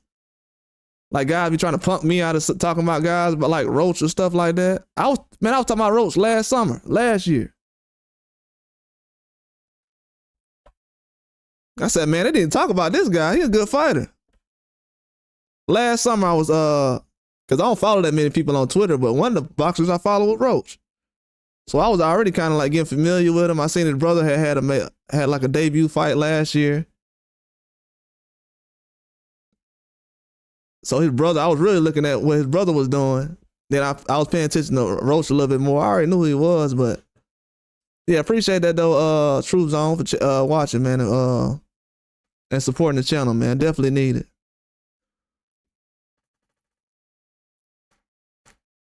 Yeah, Roach won from what I saw. And I'm gonna be honest with y'all. I'm gonna be real honest with y'all. I gave Tank like 3 rounds that I wasn't supposed to give it to him. I gave Tank 3 rounds. I even gave Tank the 9th round. So me giving Tank the 9th round, yeah, that fight dead already. I'm very disappointed. I'm gonna be honest with y'all, man. I was very disappointed, man, the last couple of days. I've been very disappointed. Not that I wanted people to trash Tank or nothing. Just very disappointed, man. I don't know how a boxer can really come into boxing right now and become something without having to be a a-hole. I don't know a boxer that can really get into boxing right now without having to trash talk guys and say somebody ducking me and this guy ain't that good. It's like everybody trying to be Ali and they not Ali, man. I'm gonna be honest with you. It's gotta be said. These guys are not Muhammad Ali, man. Ain't nobody out here got no medal at the Olympics. I feel like, to be honest with you, if you ain't got no Olympic medal, whether it's silver, bronze, or gold, you don't need to be talking about nobody ducking you, to be honest with you. You ain't ran across that type of competition to be talking like that. If you ain't even Usyk. That's why I don't like when people say black guys is ducking guys. Bruh, I'm from this country. Ain't no black boxers turning down millions of dollars to fight nobody. Dudes is out in the streets fighting over $5. So people want me to get on the internet and be like, yeah, these black men out here ducking out here in America. They don't want to fight Tank. They just so scared. Keyshawn, Shakur, all them dudes scared. They ducking.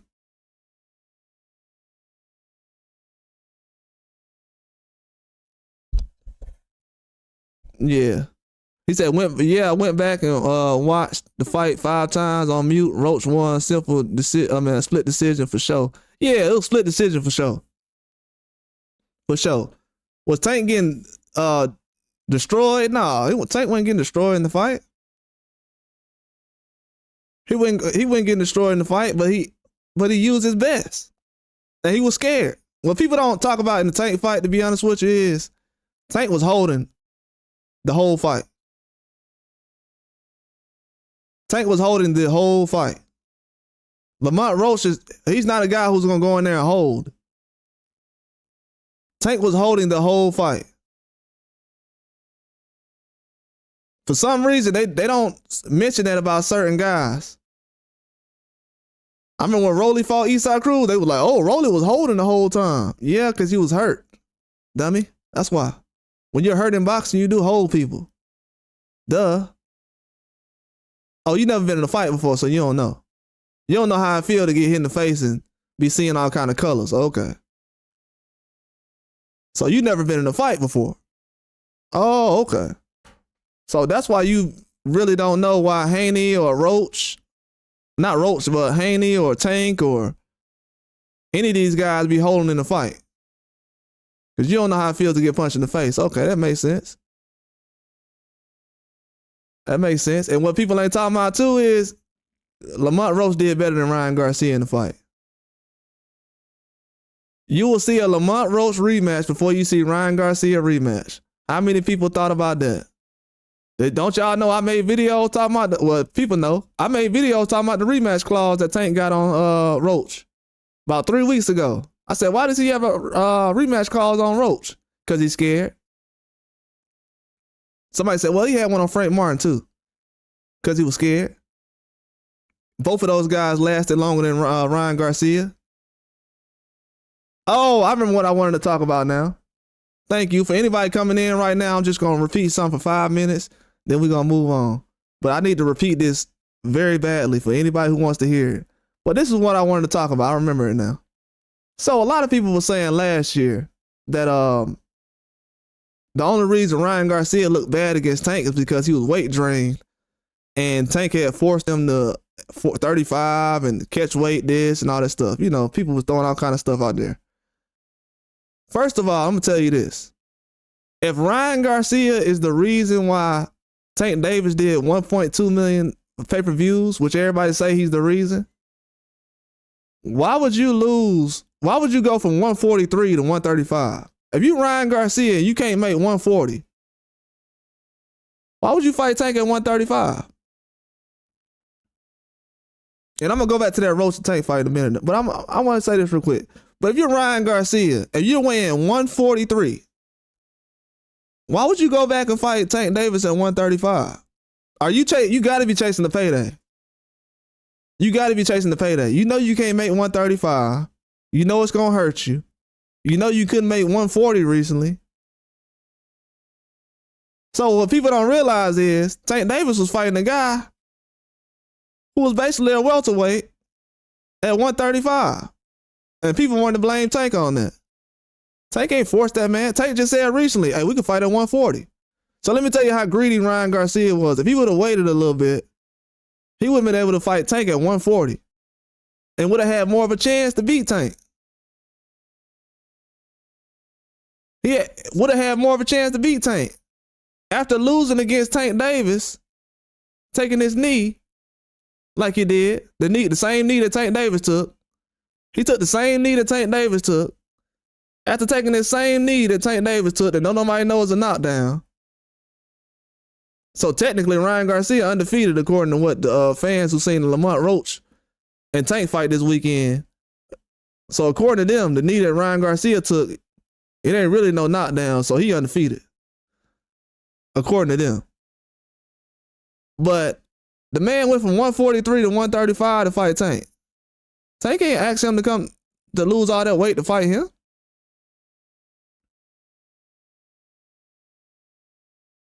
That's why I'm saying y'all don't understand what's going on. Then I'm hearing people say, well, Ryan Garcia used the PEDs to lose weight.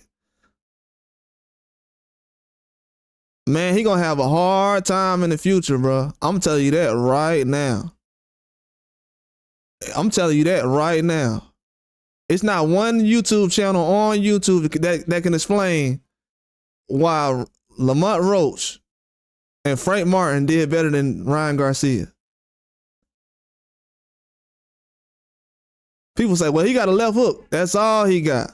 Because ain't no way Frank Martin and Lamont Roach supposed to be boxing better than him. They say, oh, well, he was weight drained. Ain't nobody asking to be a weight bully for a paycheck. Because a lot of people, you can ask a lot of 140s or 147s to come down and fight Tank. That's their choice. I'm pretty sure they asked a lot. They asked Teofimo Lopez to fight Tank at 135. Teofimo only had one fight at 140. Teofimo said, I don't like the money they giving me, but what I really don't like is the weight. They want to have me at 135. He's like, I just fought at 140. I don't want to fight at 35 again. He says the reason why I left 135. But somebody need to explain why, Ryan Garcia went from 143 to 135, forced himself to be weight drained, and then sit up here and complain about, oh, well, they had me weight drained, man. If I wouldn't have lost all that weight chasing that money, because there's other fighters who could have been chasing the bag just like him. But he weight drained himself. He couldn't say, hey, man, Tank, I got these many followers. You can meet me at 140. And the man took a knee in the fight to lose the fight. And they talking about, man, that ain't a knockdown that Tank took down. So was it a knockdown when Ryan took a knee? You know what I'm saying? Is anybody gonna keep it honest about that? So according to what everybody's saying, Ryan Garcia did not get knocked down with a knee. I mean, that wasn't a knockdown when he took a knee. This is an example right here of how they ruining the sport of boxing. They picking and choosing. Ryan Garcia takes a knee, the same knee that Tank Davis took, and they call that an automatic knockdown. But Tank Davis take that knee and everybody, you can't count those. Y'all heard in the sport of boxing, man. It's too many older men that have been watching boxing before the internet came around. They know how, they see a fight one time and know everything that happened. You guys see a fight 50 times online and you don't know how to score a fight. Bro, you love these guys. They're your favorites, period. That's it. I seen Floyd. Wasn't nobody a bigger Floyd Mayweather fan than me. I was in school when Floyd was boxing. I was a kid when Floyd was boxing. Didn't nobody know who Floyd was. I was a kid when Floyd was boxing. By the time that Zab fight came around, I said, oh, he got beat up in that fight. I was destroyed when he got beat up by Zab. I said he lost that fight. I said he lost that fight, man. He looked bad. I said Zab was beating him down in that fight. Did I know how to score that much? Nah, I didn't. I was learning. But from what I seen, I just could tell, oh, Floyd ain't never been like that before. He ain't never reacted like that. He ain't never fight like that. The same way with Tank this weekend. I've seen this before, man. When Zab Judah fought Mayweather. Y'all want to hear something else? I said that this Tank versus Roach fight was going to be like Zab versus Mayweather. I don't know if everybody heard that last week. But I knew it was going to be that type of fight. But when people got to explain this knee and everything, this is what hurt the sport right here, man. They knew when Ryan Garcia took a knee, everybody knew it was a knockdown immediately. You ain't hear nobody in the crowd like, well, the coach probably called him, or he probably stepped wrong, or he probably twisted his ankle. He probably did something wrong, because we've seen guys hurt their leg. What was old boy name who went down when he broke his foot, his ankle? Rafael Espinoza. He broke his ankle against Robeisy Ramirez. Because I was like, why is he going down like that? He broke his ankle. You know what they said during the fight? It was a knockdown. They didn't say, oh, he broke his foot during the fight, so let's overturn it. Even though he won the fight, let's let everybody know he broke his foot. Nah, it was like, you broke your foot, you broke your ankle. Finish the fight. So I'm just thinking right now, like, how can they consider this knockdown on Ryan Garcia? Most of those people had never seen boxing in a while when they seen this fight. But then they see Tank this weekend, and they like, nah, that wasn't no knockdown. Y'all got to understand, man. Tank is a big part of boxing. He's a big part of why a lot of new fans come in. I understand this. I understand the boxing game. But I also understand that Floyd was getting a lot more slander when he was boxing. Canelo was getting a lot more slander during his career. And I'm not the biggest Canelo fan, but I'm keeping it 1,000.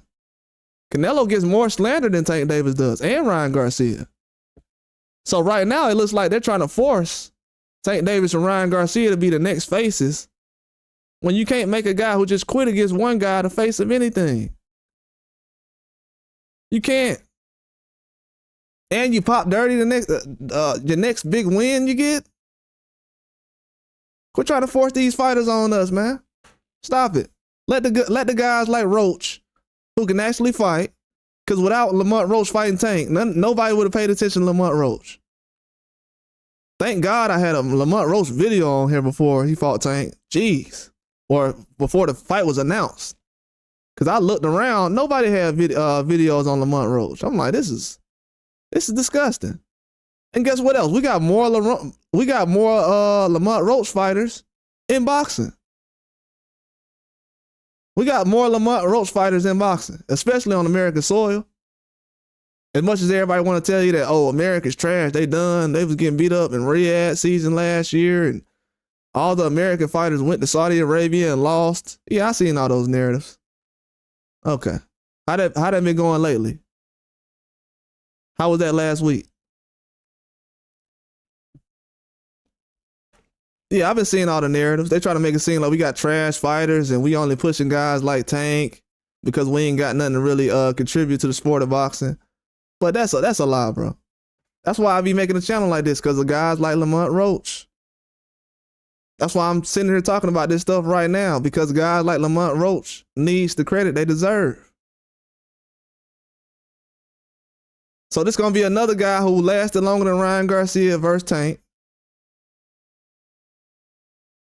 who's not going to be on the main event card his next. Well, he will if he fight Tank or Shakur Stevenson, but he only earned that based off his performance. If Lamont Roach would have got knocked down in the first round, wouldn't nobody be trying to see him in no rematch or no big card against Shakur Stevenson? So he earned that fight on his own. He earned what he's going to get next on his own. But if he would have went out there and did the same thing Ryan Garcia did, he wouldn't be in the position that Ryan Garcia's in right now. So you just got to think about stuff like that. I even knew recently when I thought about it, it's a lot of guys at 135 that they wouldn't even let fight Lamont Roach. If Keyshawn Davis would have fought Lamont Roach last week instead of Baranchik, people would have said Lamont Roach ain't good. They just said Baranchik wasn't good after Keyshawn Davis fought him. Dude, Olympian and everything. But he's supposed to be one of the best fighters to ever come out of Ukraine. And he just got beat up badly. So we know when people want to give guys credit and don't. Let's not get it twisted. That's why when I see that, I'm like, there's too many flaws in boxing right now, bro. The last thing we need is trying. I'm going to tell y'all, I'm going to be honest with you. I didn't realize until I got on live today, but them trying to figure out if it was a knockdown or not, there's no hope for boxing right now. It gotta be built up from the ground up. Too many big fights coming up to the point where you got to figure out if it was a knockdown or not in the last fight. If we got to figure that out, bro, the people who are explaining and breaking down boxing, they are destroying the sport of boxing. That proves everything I've been talking about right now. The fact that most fans that look at boxing on a daily cannot figure out if that's a knockdown or not against Tank, they are ruining the sport of boxing by the people they're covering. I'm being honest with you. That's why they're getting certain people to cover sports now on a mainstream level or on the zone or whatever. These guys are pushing the agenda and they are hurting the sport of boxing. So all the kids and grandkids and everything that people have, nieces and nephews and cousins and brothers and sisters, sons and daughters, this affects all of them. Because one day, one of those people are going to wake up one day and say, hey, I want to box. I got the talent to do it. And they might be the next Mayweather. But they can't really do nothing because you already got your champions picked out. You already got your champions picked out. You got Roller Romero finna be in another main event fight. So he's been in like 3 or 4 main event fights. Pitbull ain't been in that many. Rayo hasn't been in that many main event fights. Keyshawn just had 2 main event fights. And he got a knockout in both of them. He just had his first 2 main event fights. Yeah, Devin Haney don't get credit enough, man. He don't get credit enough. He don't get credit enough. I seen Canelo go out there and lose every round to Floyd, and people still believe in him. I seen Ryan Garcia go out and do this against Tank, and everybody still believe in him, even after popping dirty. So a dude, y'all, so not only did Ryan quit, he popped dirty. So that's like a guy at your job, quitting the job. Then after he quit the job, they say, well, he failed a drug test anyway, so he's gonna get fired regardless. And people say, man, but he got the check though. So he winning. He got the check, so he winning. That's like a guy quitting at your job. Then later on, you find out that he failed a drug test anyways. But they don't care about him failing a drug test, so he can come back. Then the guy can come back to the job.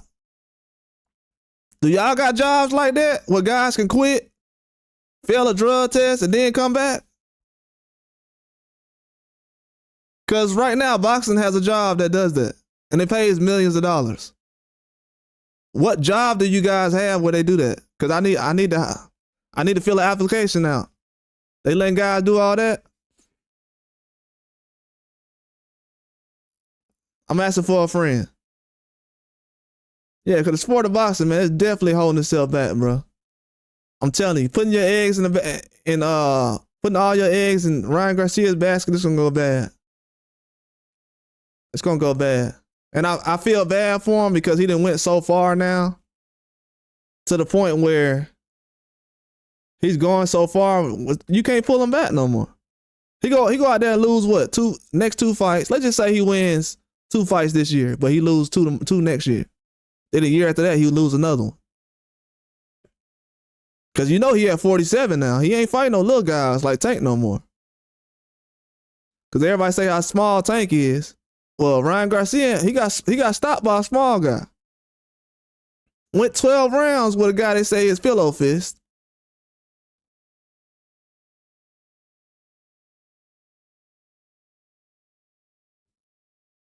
So yeah, it's gonna be a lot of things to answer over the next couple of years. That's why I say, Truth Zone Production said, and shout out Truth Zone, man. Shout out Truth Zone too, man. Like Truth Zone said today, you watched the fight 5 times, man. You know Roach won the fight. That's why I'm so surprised right now by people who break down the fight and they say, well, bro, I gave Tank like 3 rounds. Like the rounds I thought that was close, I gave him all those rounds. All the rounds. Even the round where, let me see.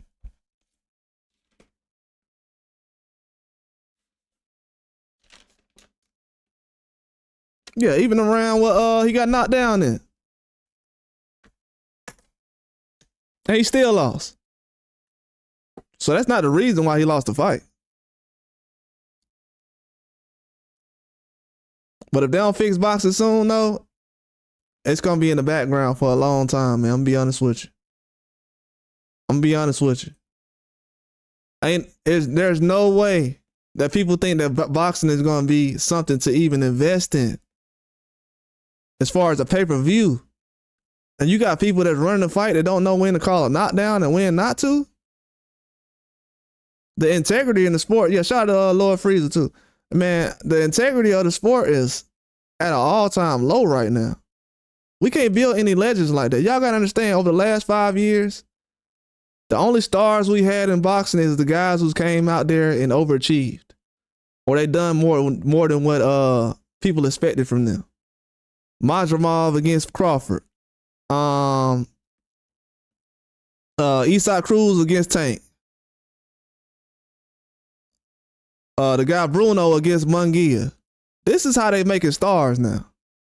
They're not making, and these are kind of mistakes a little bit because these are fights that's not supposed to go that way. Lamont Roach versus Tank Davis. These are how they making stars in boxing now. But you actually got to get to the fight to actually have it happen. You can't be a guy who's on the undercard putting in work, and all of a sudden they just gonna put you on the main event card. No, they saving that place for Rolly Romero now. Now instead of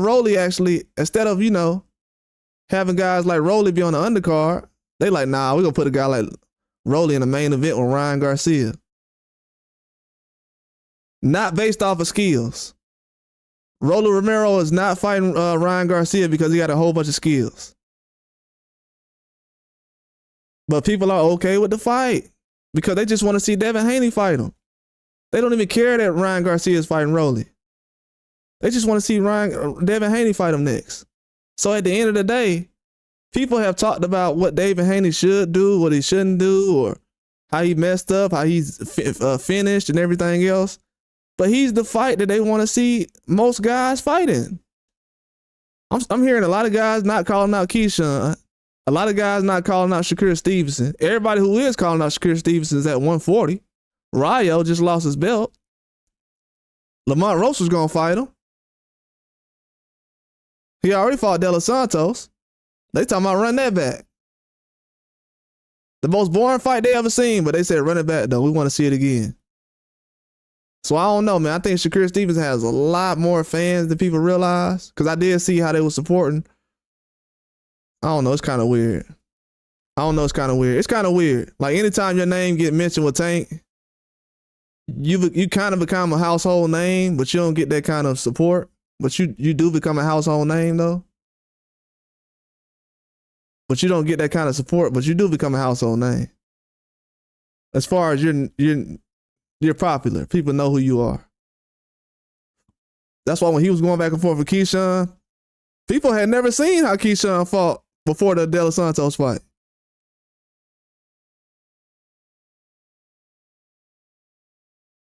That's why I was laughing when people said, man, he don't get knockouts. How does Keyshawn Davis not get not Keyshawn, they said Keyshawn don't get knockouts either, but they said Shakur don't get knockouts. I'm like, how does Shakur Stevenson not get knockouts?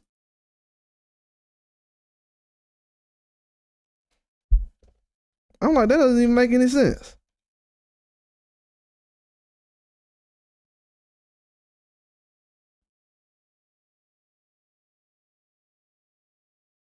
Yeah, it didn't make a whole lot of sense to me.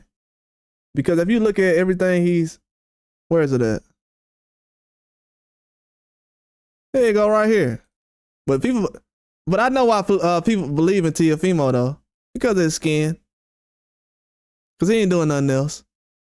Teofimo has not done anything else. He's beat Lomachenko and he's beat Josh Taylor. None of those guys that I just named is on the same level as a Tank Davis. So he went 12. He went 12 with Lomachenko. He went 12 with what's old boy name? Josh Taylor. This dude had one knockout in the last 5 years, but everybody talking about how he gonna knock somebody out. So I already know what kind of fans he got. One knockout in 5 years? Wow. And to be honest with you, Shakur Stevenson has 4 knockouts now. So that number right there is wrong. It needs to be changed.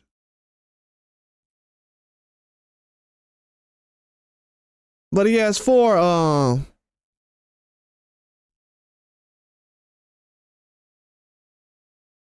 he has 4 knockouts now. My bad. I'm gonna switch that up and fix it for you.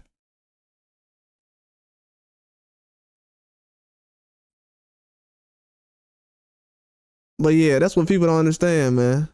Stu has 4 knockouts now. So Shakur Stevenson has more knockouts in the last couple of years than Canelo and Teofimo. People know how good Shakur Stevenson is.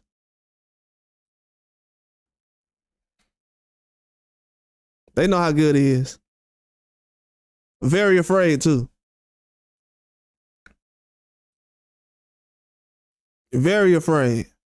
So I just want everybody to look at this list up here right quick. Now, let's be real. You heard what I said about Tank versus Lamont Roach. Are you sure you want to disagree with a guy like me? Are you sure? Are you sure? Because what are you doing? Are you supporting your people or are you wrong? Because a lot of people say, man, I'm just supporting my people. I'm supporting my people, man. Why are you trying to argue about who's the best? We got people who's supporting their people trying to argue about who's the best. You ain't watching boxing because you want to see who's the best. You watching boxing because you want to see your people do better than other people. And this what this picture right here shows you. 1 knockout since 2020? Who was out here believing in Teofimo like that?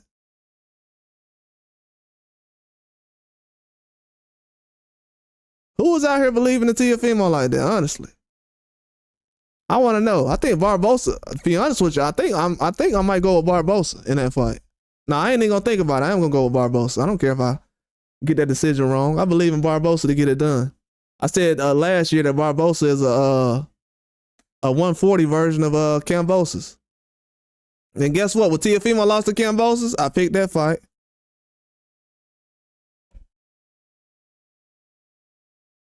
So yeah, man, a lot of y'all gonna figure out who great though. Trust me, they gonna figure out who's great. Man, Canelo fight William Skull in what, 2 months from now? Canelo fight William Skull in 2 months. Nobody cares. That man fight William Skull in 2 months for undisputed, 2-time undisputed. Nobody cares. But yeah, the knockouts in boxing is overrated though. This shows it right here. That's why I was surprised when Canelo didn't get Munguia up out of there. I'm like, I mean, you don't have to. I never been the type of boxing fan where somebody got to get a knockout. But I didn't think it was a good look that Munguia he easily to get touched like that. He just didn't get no knockouts in that fight. He got a knockdown, but definitely should have got the KO. But yeah, man, I hear Teofimo got a fight announced today with Barbosa and everything. But I just want people to remind themselves that dude only got 1 knockout in 5 years. So anytime he's in a 50-50 fight, it's definitely going 12 rounds. You can almost guarantee that. This all that shows right here. 50-50 fight, he's going 12 rounds. That dude Padley that Shakur just fought, Teofimo would have went 12 rounds with him. Because Padley is just as good as Steve Claggett. Steve Claggett almost got 10 losses. And what I told everybody on the live, hey, that fight going 12 rounds with Teofimo. People are like, Claggett, this dude got 10 losses. Teofimo gonna stop him. Okay. Okay. And the man still ain't fighting black guys. I heard people say, man, Teofimo, the black fighters say they're not gonna fight you. This dude ain't been fighting no black guys. Who told y'all this? Who been telling y'all Teofimo been fighting black guys? He don't fight no black fighters. You go to Teofimo's resume right now and look at how many black guys he's fought. Ryan Garcia fought more black guys than Teofimo. And I think Ryan Garcia only fought like 2 or something like that. So I know everybody was like, yeah, no black fighters is going to fight Teofimo. They banning him or whatever. Man, guys ain't been fighting him. That's what I'm saying, man. It's levels to boxing, bro. It's levels. The fighters y'all talking about, they got to get prepared and focused to fight against a mid-level guy or a champion that's not on pound for pound.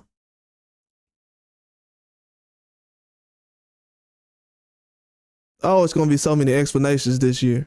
I love boxing. Just like, shout out to Troop Zone too, Freezer, Native Wild Man, everybody who came through. Definitely appreciate it. But yeah, man, these people, they run out of excuses right now. And y'all know I usually go in and break down fights and stuff. Man, we've been doing that way too much lately. These people ain't listening about breakdowns. I know y'all listen, so I appreciate it, but these people ain't listening. You got to show them how stupid they look right now. You really got to show them. Because they trying to force Teofimo on me. They trying to force Ryan Garcia on me. They trying to force Tank on me. They trying to say that Shakur Stevenson is trash. He boring, even though he got more knockouts than Canelo and Teofimo the last 5 years. The narratives is running wild in boxing, and the narratives is bigger than the actual sport. Nobody's actually watching the fights no more. This is a prime example right now that nobody's watching the fights. Come on, man. People, they remember episodes of a TV show from 20 years ago, but they don't know about a fight they seen last year or 2 years ago. You telling me that people just started watching Shakur Stevenson after De Los Santos? Yeah, you have. This shows it right here. People didn't start watching Shakur Stevenson until De Los Santos fight. So that they don't even know he got 4 knockouts since 2020.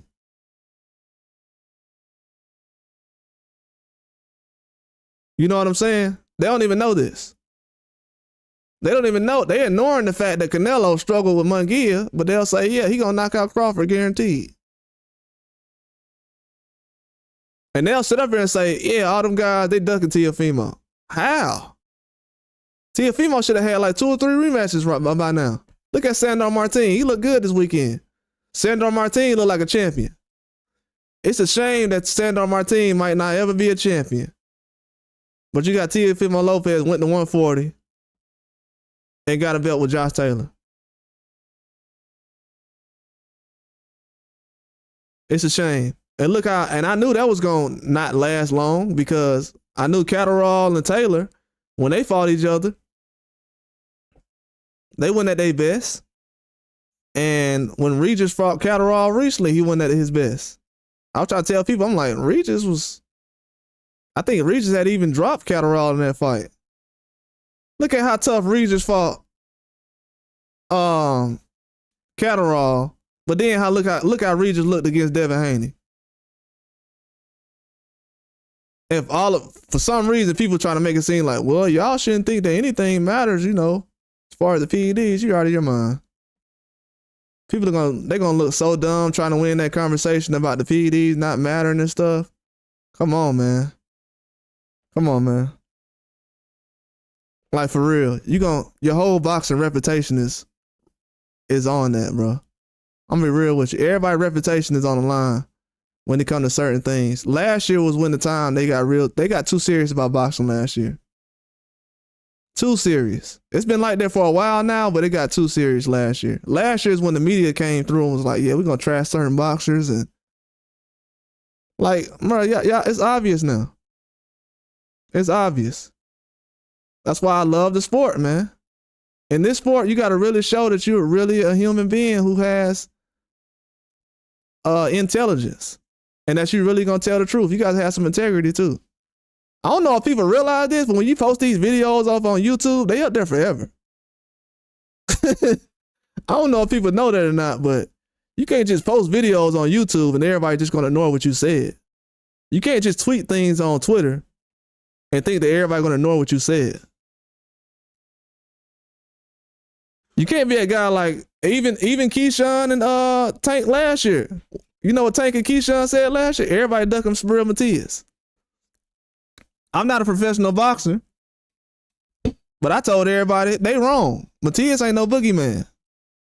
They said Matias the real boogeyman. Keyshawn and Tank said that last year. Everybody ducking Matias at 140. He the real boogeyman. Okay, how did that work out?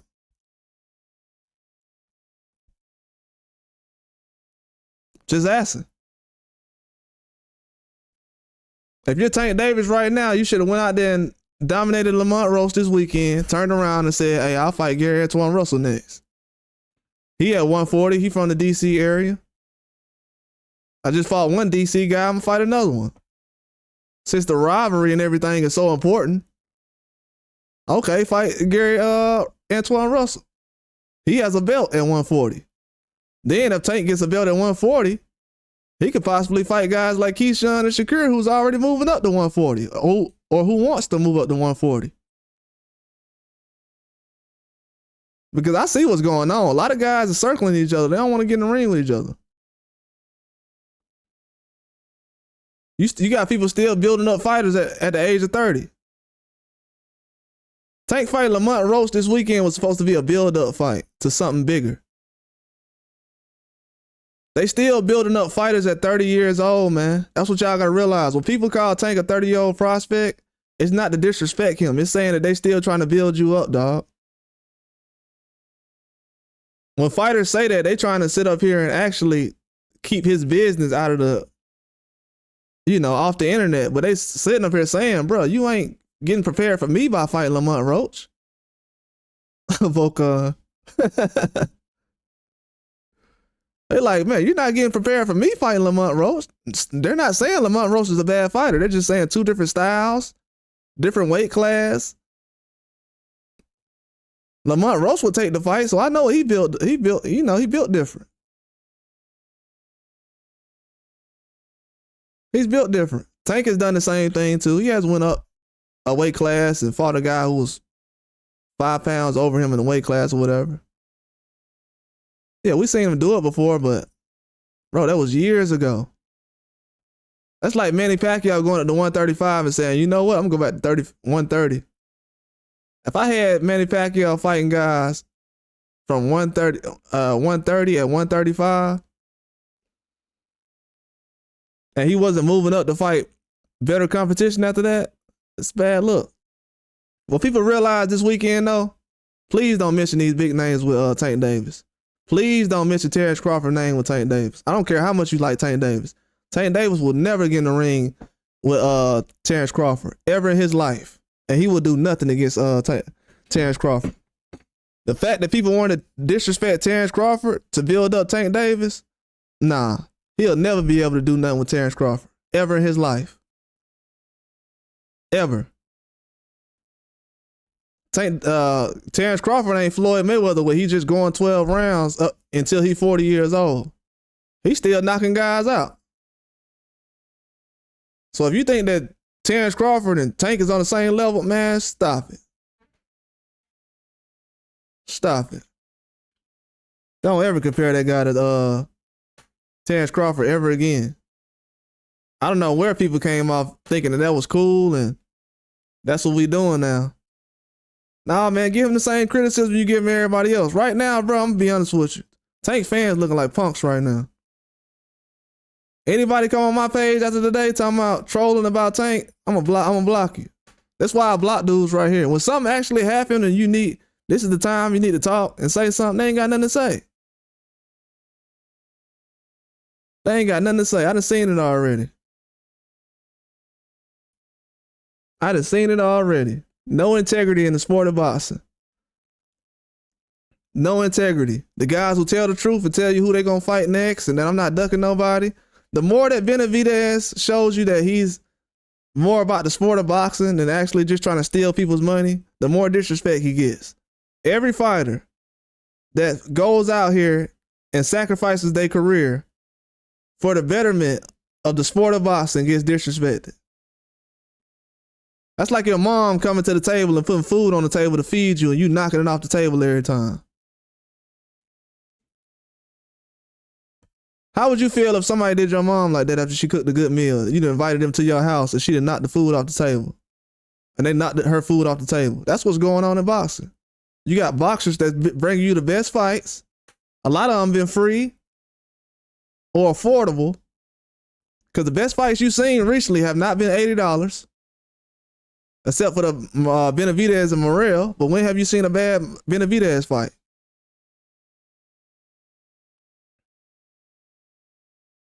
But they just disrespecting the guys, they just disrespecting the sport. Oh, this guy, I didn't know who this guy was before this guy fought him, but who cares? A lot of people didn't know who Lomachenko was before Devin Haney fought him. They didn't even know Teofimo fought Lomachenko.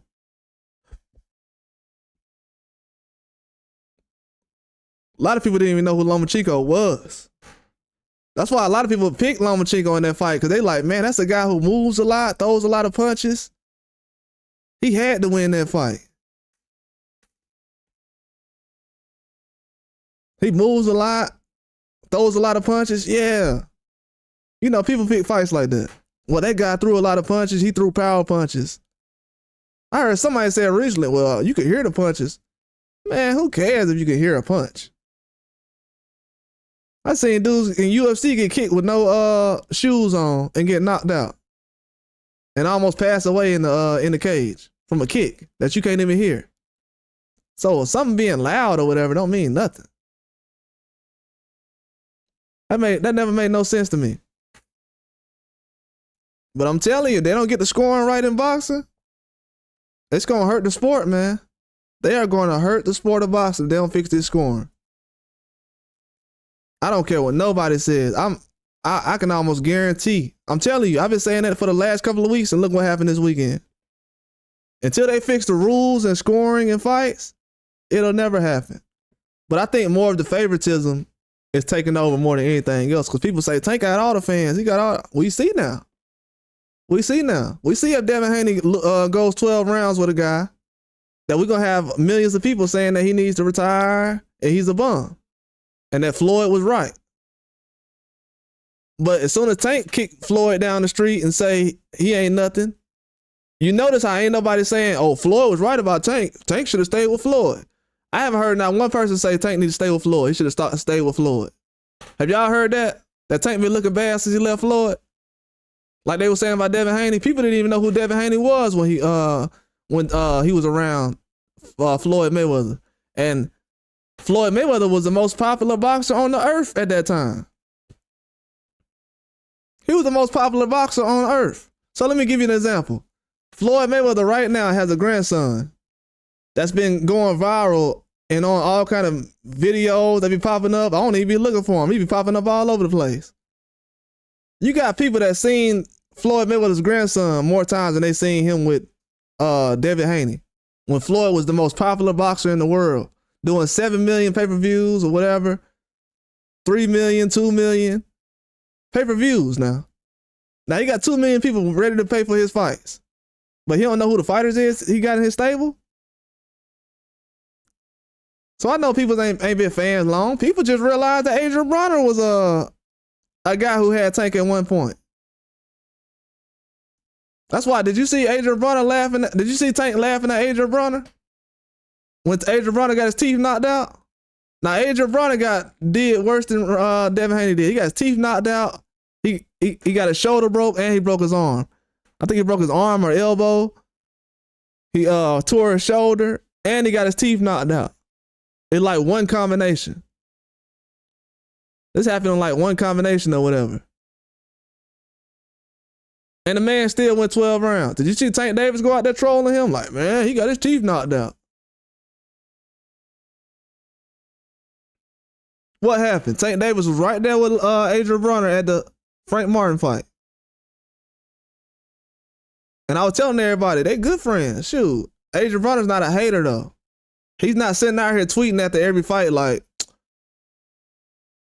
you know, Tank, man.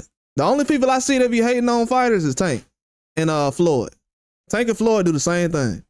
After somebody fight, they'll sit around here. That's why Tank was like, man, Floyd be on that other stuff.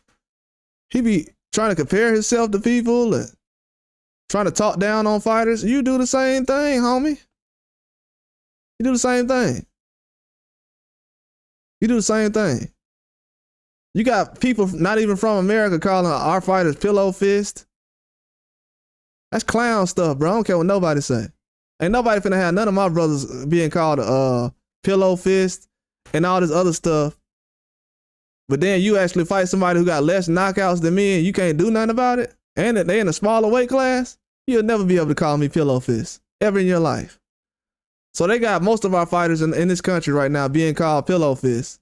So the reason why most people call black fighters in America pillow fist is because another black fighter named Tank Davis told everybody that they're pillow fist. And the reason why they believe him is because he's been sparring these guys over the years.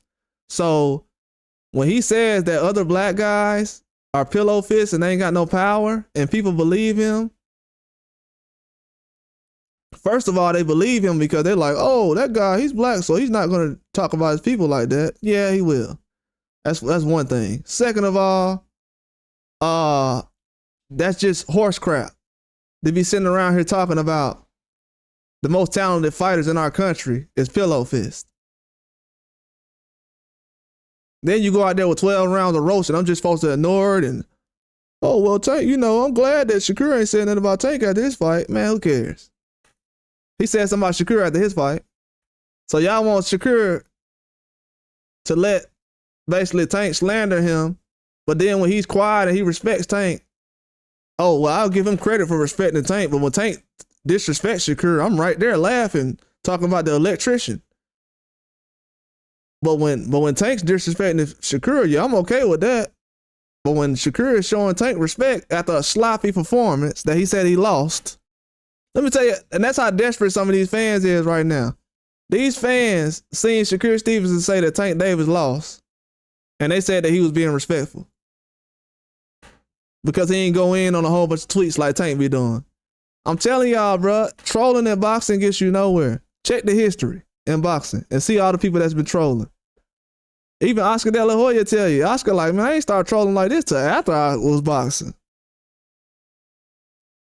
You got to be a certain type of boxer to actually troll during your career. These dudes ain't Bernard Hopkins. Floyd didn't even troll nobody during his career. Even Floyd would tell you right now, that's stupid for somebody to be trolling somebody during their career while you active. You trolling other boxers? That's stupid. Why would you troll other boxers?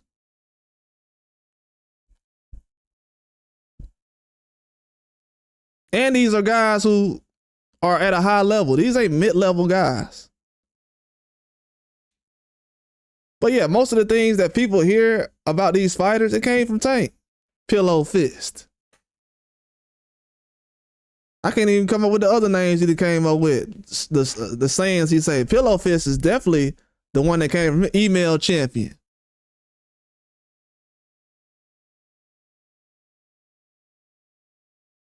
Pillow Fist, the Email Champion. Youngest undisputed champion ever, but he Pillow Fist. No, he an Email Champion.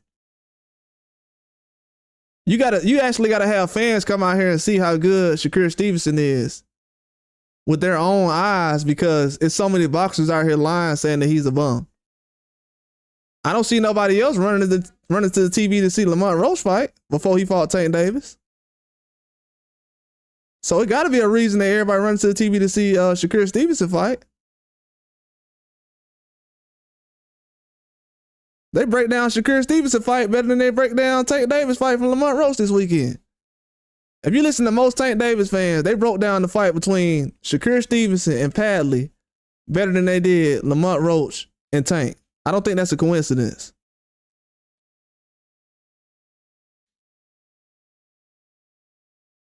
And I'm only going in like this because, like I've said,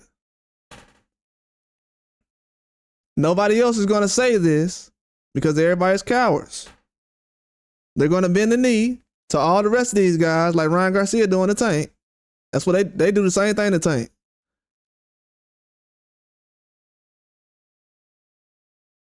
But I've never seen Canelo sit up here and just, well, people like, well, I ain't gonna talk about Canelo, his PED use. That don't matter. I ain't never heard nobody say Canelo's PEDs don't matter.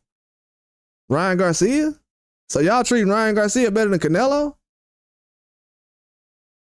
You think if Canelo would have quit like this, we would have just forgot about it? He would have took a knee like this? Y'all gotta understand, we got fans right now treating Tank and Ryan Garcia better than Canelo. Canelo would have never been able to take a knee in a fight, run to the corner or whatever. Are you serious? The first time Canelo really made a mistake in the fight was recently when he turned his back to Berlanga because he thought the first bell was the last bell. Then he turned back around. He like, oh man, that fight ain't over with.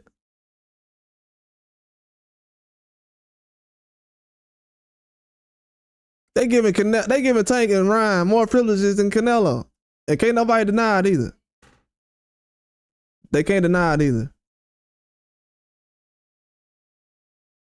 And you know what'd be funny about the views on the channel too? Every time I be saying a fact, people be like, I'm out of here. He's saying way too many facts. I'm out of here. That's why sometimes I'll be like, man, I want to do a panel so bad, but people are full of shit though. Excuse my language, but people are full of shit in this world out here. Boxing shows me that I was not wrong when I was growing up and I said most people are full of crap. This is why sometimes I don't want to be doing panels, man. I be seeing everybody else talk. They get on panels and just talk about personal stuff. At the end of the day, they be like, man, I just like the fighter. I can't argue with somebody who likes something. That's like you telling me you like a girl, and I'm like, why? Can you explain why you like the girl? I need to know. I'm not going to do it in boxing. I'm not going to do it in real life. We got people that think that we're just arguing about fighters we like. It's certain people who do that, but everybody don't do that. I mean, my track record should already explain that. I think people think some of us just wanted to pick Roach this weekend to see Tank lose. I'm hearing that narrative.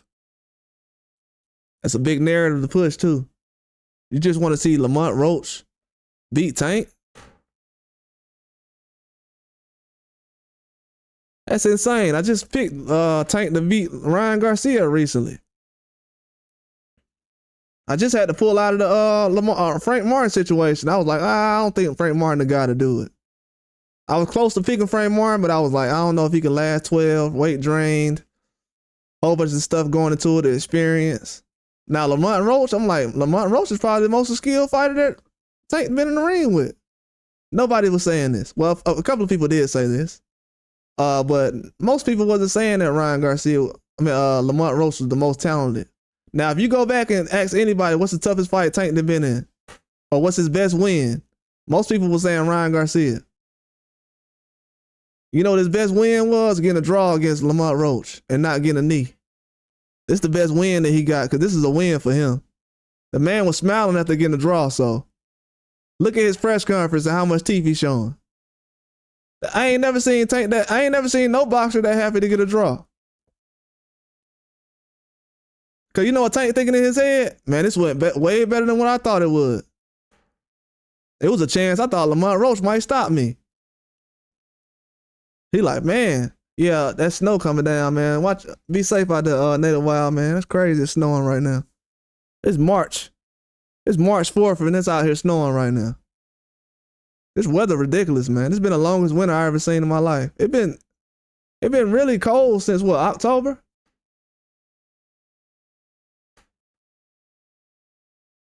You know what I'm saying? How many months is that? 10, 11, 12. So half of the year it's gonna be cold. Are they sure we in America? Half of the year is cold? That's insane. But yeah, I see a lot of people criticizing the fighters that other people are fighting. Like even with Keyshawn and Shakur, they got stoppages in their last fight. What everybody said about Keyshawn and Shakur opponent? They said Baranchik was trash. A Ukrainian Olympian, they said he was trash. And they just said that Nathan Padley is trash.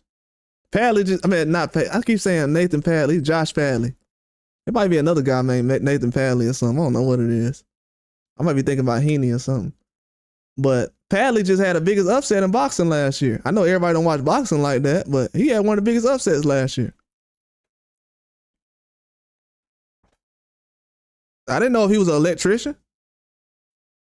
When I'm watching these fights, man, I don't be looking up guys' Wikipedias to see if they got a day job, if they're an electrician, if they worked at Blockbuster, or did they used to have a job at McDonald's. I don't care. Canelo had 3 jobs when he started boxing in America.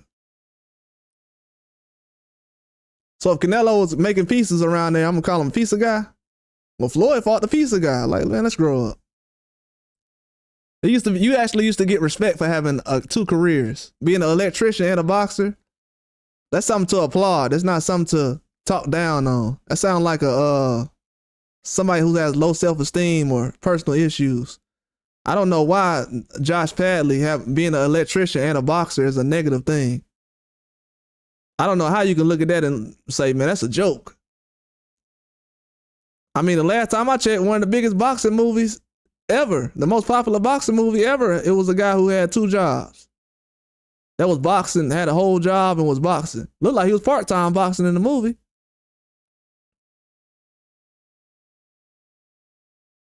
So they respect it when it's Rocky Balboa doing it. But when it's Josh Padley doing it in real life, he must think he Rocky in a meat freezer. Oh, he's not that good. He's just an electrician. That lets you know the type of thinking that these people actually, and these are grown-ups that actually saying this. People that's older, talking like this. Oh, this man got a real job. He less of a man. What? What are we talking about? What? This dude got a job and y'all laughing about it? So that means he's not getting paid more than a Rolly Romero. If you look at just based off skill level, yeah, a guy like Rolly should be saying, hey, man, I got another job out here. Not a Josh Padley who going 9 rounds with Shakur Stevenson. And it's the healthiest he's been in, what, 2 years? So this is the healthiest Shakur Stevenson been in 2 years, and people surprised that he got a knockdown against Padley. And he got more knockouts in the last 5 years than Canelo and Teofimo. I almost got more than them combined. I almost got more knockouts than them combined, man. This is why they don't like the guy. They say he's boring, he can't box. They don't like him because these knockouts he's doing right here. As the competition goes up, he's starting to match it. You ain't gonna see him in the ring like Tank was against Lamont Roach, loading up on shots, getting counterpunched like Lamont Roach was doing Tank. This is why they don't want Shakur Stevenson to fight Tank.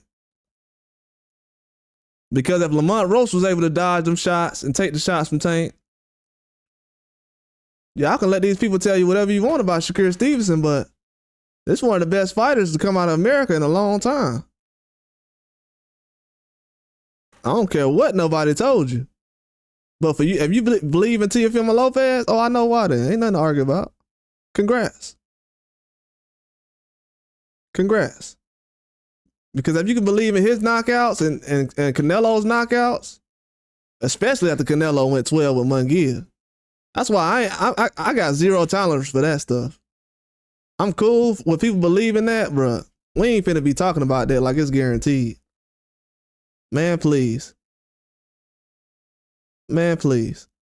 That's like Terrence Crawford fighting a guy, then the next fight he getting put to sleep. Come on, man. Don't make sense. And a lot of guys Terrence Crawford fought ain't never got knocked out before. That's something they don't want to tell you. A lot of guys ain't never been stopped before. A lot of guys Shakur stop ain't never been stopped before. It ain't just about power, man. It's about how you do it. I thought Usyk proved that to everybody already. I thought Usyk proved that power is irrelevant in boxing. But people don't care about it. They keep going back to that. When they have a highly skilled boxer in front of them, they say, oh, he don't got no power. When they got a guy with a whole bunch of power in front of them, depending on who it is,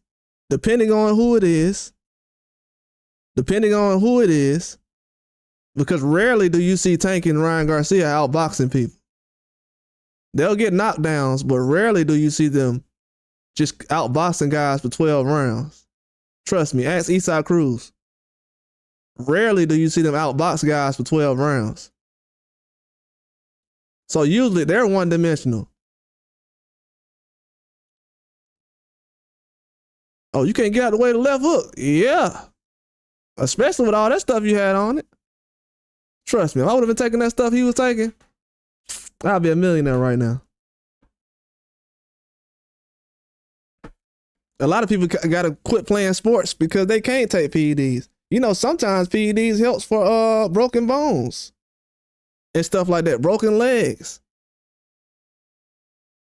A lot of things like that. People may not realize this, but I know a guy who had to wait 4 or 5 years in college to let some stuff come out of his system because it lasted like 5 years in his system. So the NCAA wouldn't even let him participate until all that stuff was out of his system. He was like 23, 24 by the time he was able to start practicing and stuff like that. We talking about a fight, a sport that'll actually put you in the hospital. So people know what time it is. You got stuff that'll heal broken bones right now. Man, I know a herb that's not even a PED. I know a herb, a flower, that'll heal a broken foot right now. In 2 weeks. And we talking about PEDs. People like, oh, that stuff don't matter, man. Is that the reason why they sitting up here on ESPN spending millions of dollars to explain to y'all why Barry Bonds should be in the Hall of Fame?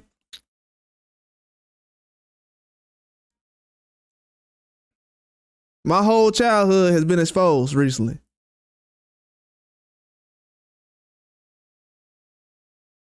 It don't matter if you take a PED, it matters who you are. And who are you included with. And where you come from. And who you deal with. All kind of extra stuff that's personal.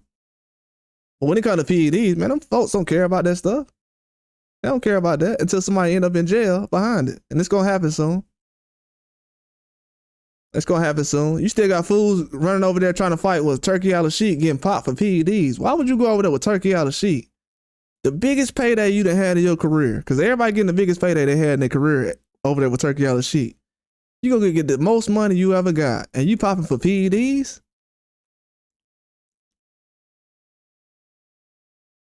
You got to realize that, man. Guys is losing millions of dollars, because when you pop over there, not only is you messing up your opportunity for the fight that you got coming up, you messing up your opportunity for the fights down the line. And another weird thing I just noticed too, So the New York people that put the fight together between Haney and Garcia, they're gonna have another New York fight. So this is the crazy part. New York Athletic, New York State Athletic Commission, whatever. They did the fight for Haney and Ryan Garcia last year. They just did the Tank and Lamont Roach fight. And they're gonna end up doing Teofimo, Haney, and Garcia's next fight.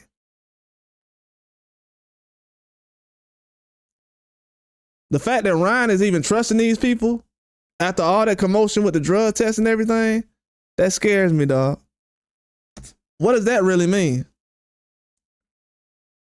I know I'm going into the deep waters with this, but what does that really mean, though? That the fact that Ryan Garcia is even okay with having a fight with the same people that he said set him up last year.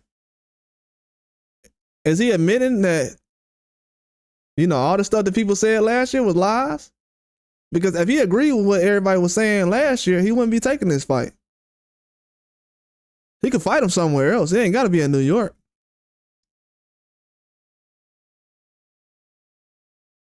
But you know what? The people who are putting the fight together, that's on Rolly Romero's team, the people who was probably on Eastside Cruz's team before he switched out of the fight, the people who are on Devin Haney's team, any other promoter or manager behind a boxer, you know what they're saying to themselves? I trust fighting Ryan Garcia in New York than I do fighting him in Vegas or anyone else, anywhere else. That's what Ryan Garcia fighting in New York shows me, that they trust him in New York more than they trust him in California or Vegas, Texas, anywhere else. Because it's kind of mind-blowing. I might talk about this another time, but it's kind of mind-blowing that he's actually going to fight in the same place he got caught for PEDs and said they set him up. Something that people ain't talking about. It's a lot of things you can talk about in boxing, but a lot of stuff people want to talk about ain't about boxing, though. You know what I'm saying? That's kind of the hard part about boxing. But hopefully the kids who coming up now, they'll understand what I'm talking about. Because you're going to need to know about this. All right, bro. I'm going to holler at you later on, man. Appreciate you for coming through. Anybody want to learn how to fish, man, definitely subscribe to Native Wild Man. Dude, he knows how to fish, survive. He makes great teas. I know everybody think they're going to live forever, but he makes some good organic tea mixtures. If you have I know people have elderly people in their family, but a lot of this stuff works. There's a lot of people passing away right now, so that's a good channel to actually go to. But yeah, Native Wild Man, if you want to learn how to fish and everything else the right way, definitely subscribe to his channel. Dude's a real one. Yeah, I appreciate you coming through, man.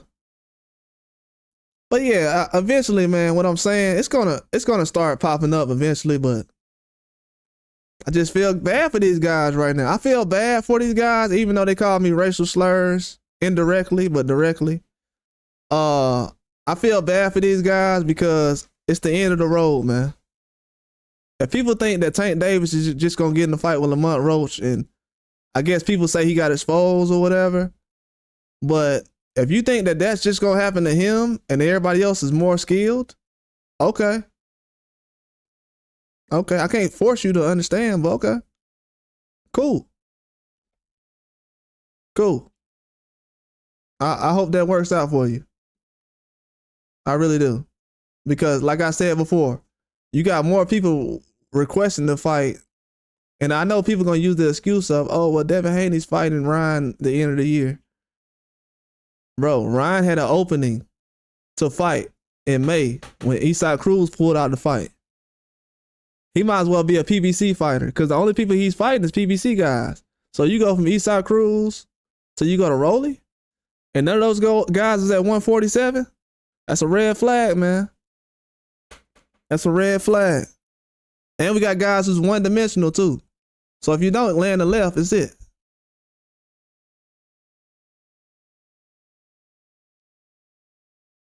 But shout out to everybody who believe this knee thing with Tank, because this is gonna be a major setback for him. I'm seeing this right now. It's gonna be a major setback for him. It's gonna be a major setback. Major setback. This is almost worse than him actually getting knocked out there. Because if that would have happened, he would have been able to bounce back. It wouldn't have been no reason to talk about Greece and everything else. But people don't realize the more you talk about things after a fight, because usually people talk about fights after they happen, not before. Because going into the fight, most people wasn't talking about Roach, breaking down Roach versus Tank. Or Roach had a chance or nothing like that. So most people wasn't talking about that. And, you know, this is a result of it right here. This is definitely the result of it. But I'm telling you, man, when you troll, trust me. When I sit up here and post certain videos that people think I be trolling on, I'm not trolling. I'm not trolling. See, this is the weird thing about boxing right now. They think when I post videos, I'm trolling. They think that the guys who be trolling when they post videos, they're actually speaking facts. Okay. Okay. That shows you what kind of world we live in right now. And people got to raise kids up in this world. So basically, as soon as you give your kids a phone and they go to the internet, 99% of the things they're hearing is lies. So most people are getting raised off of lies now.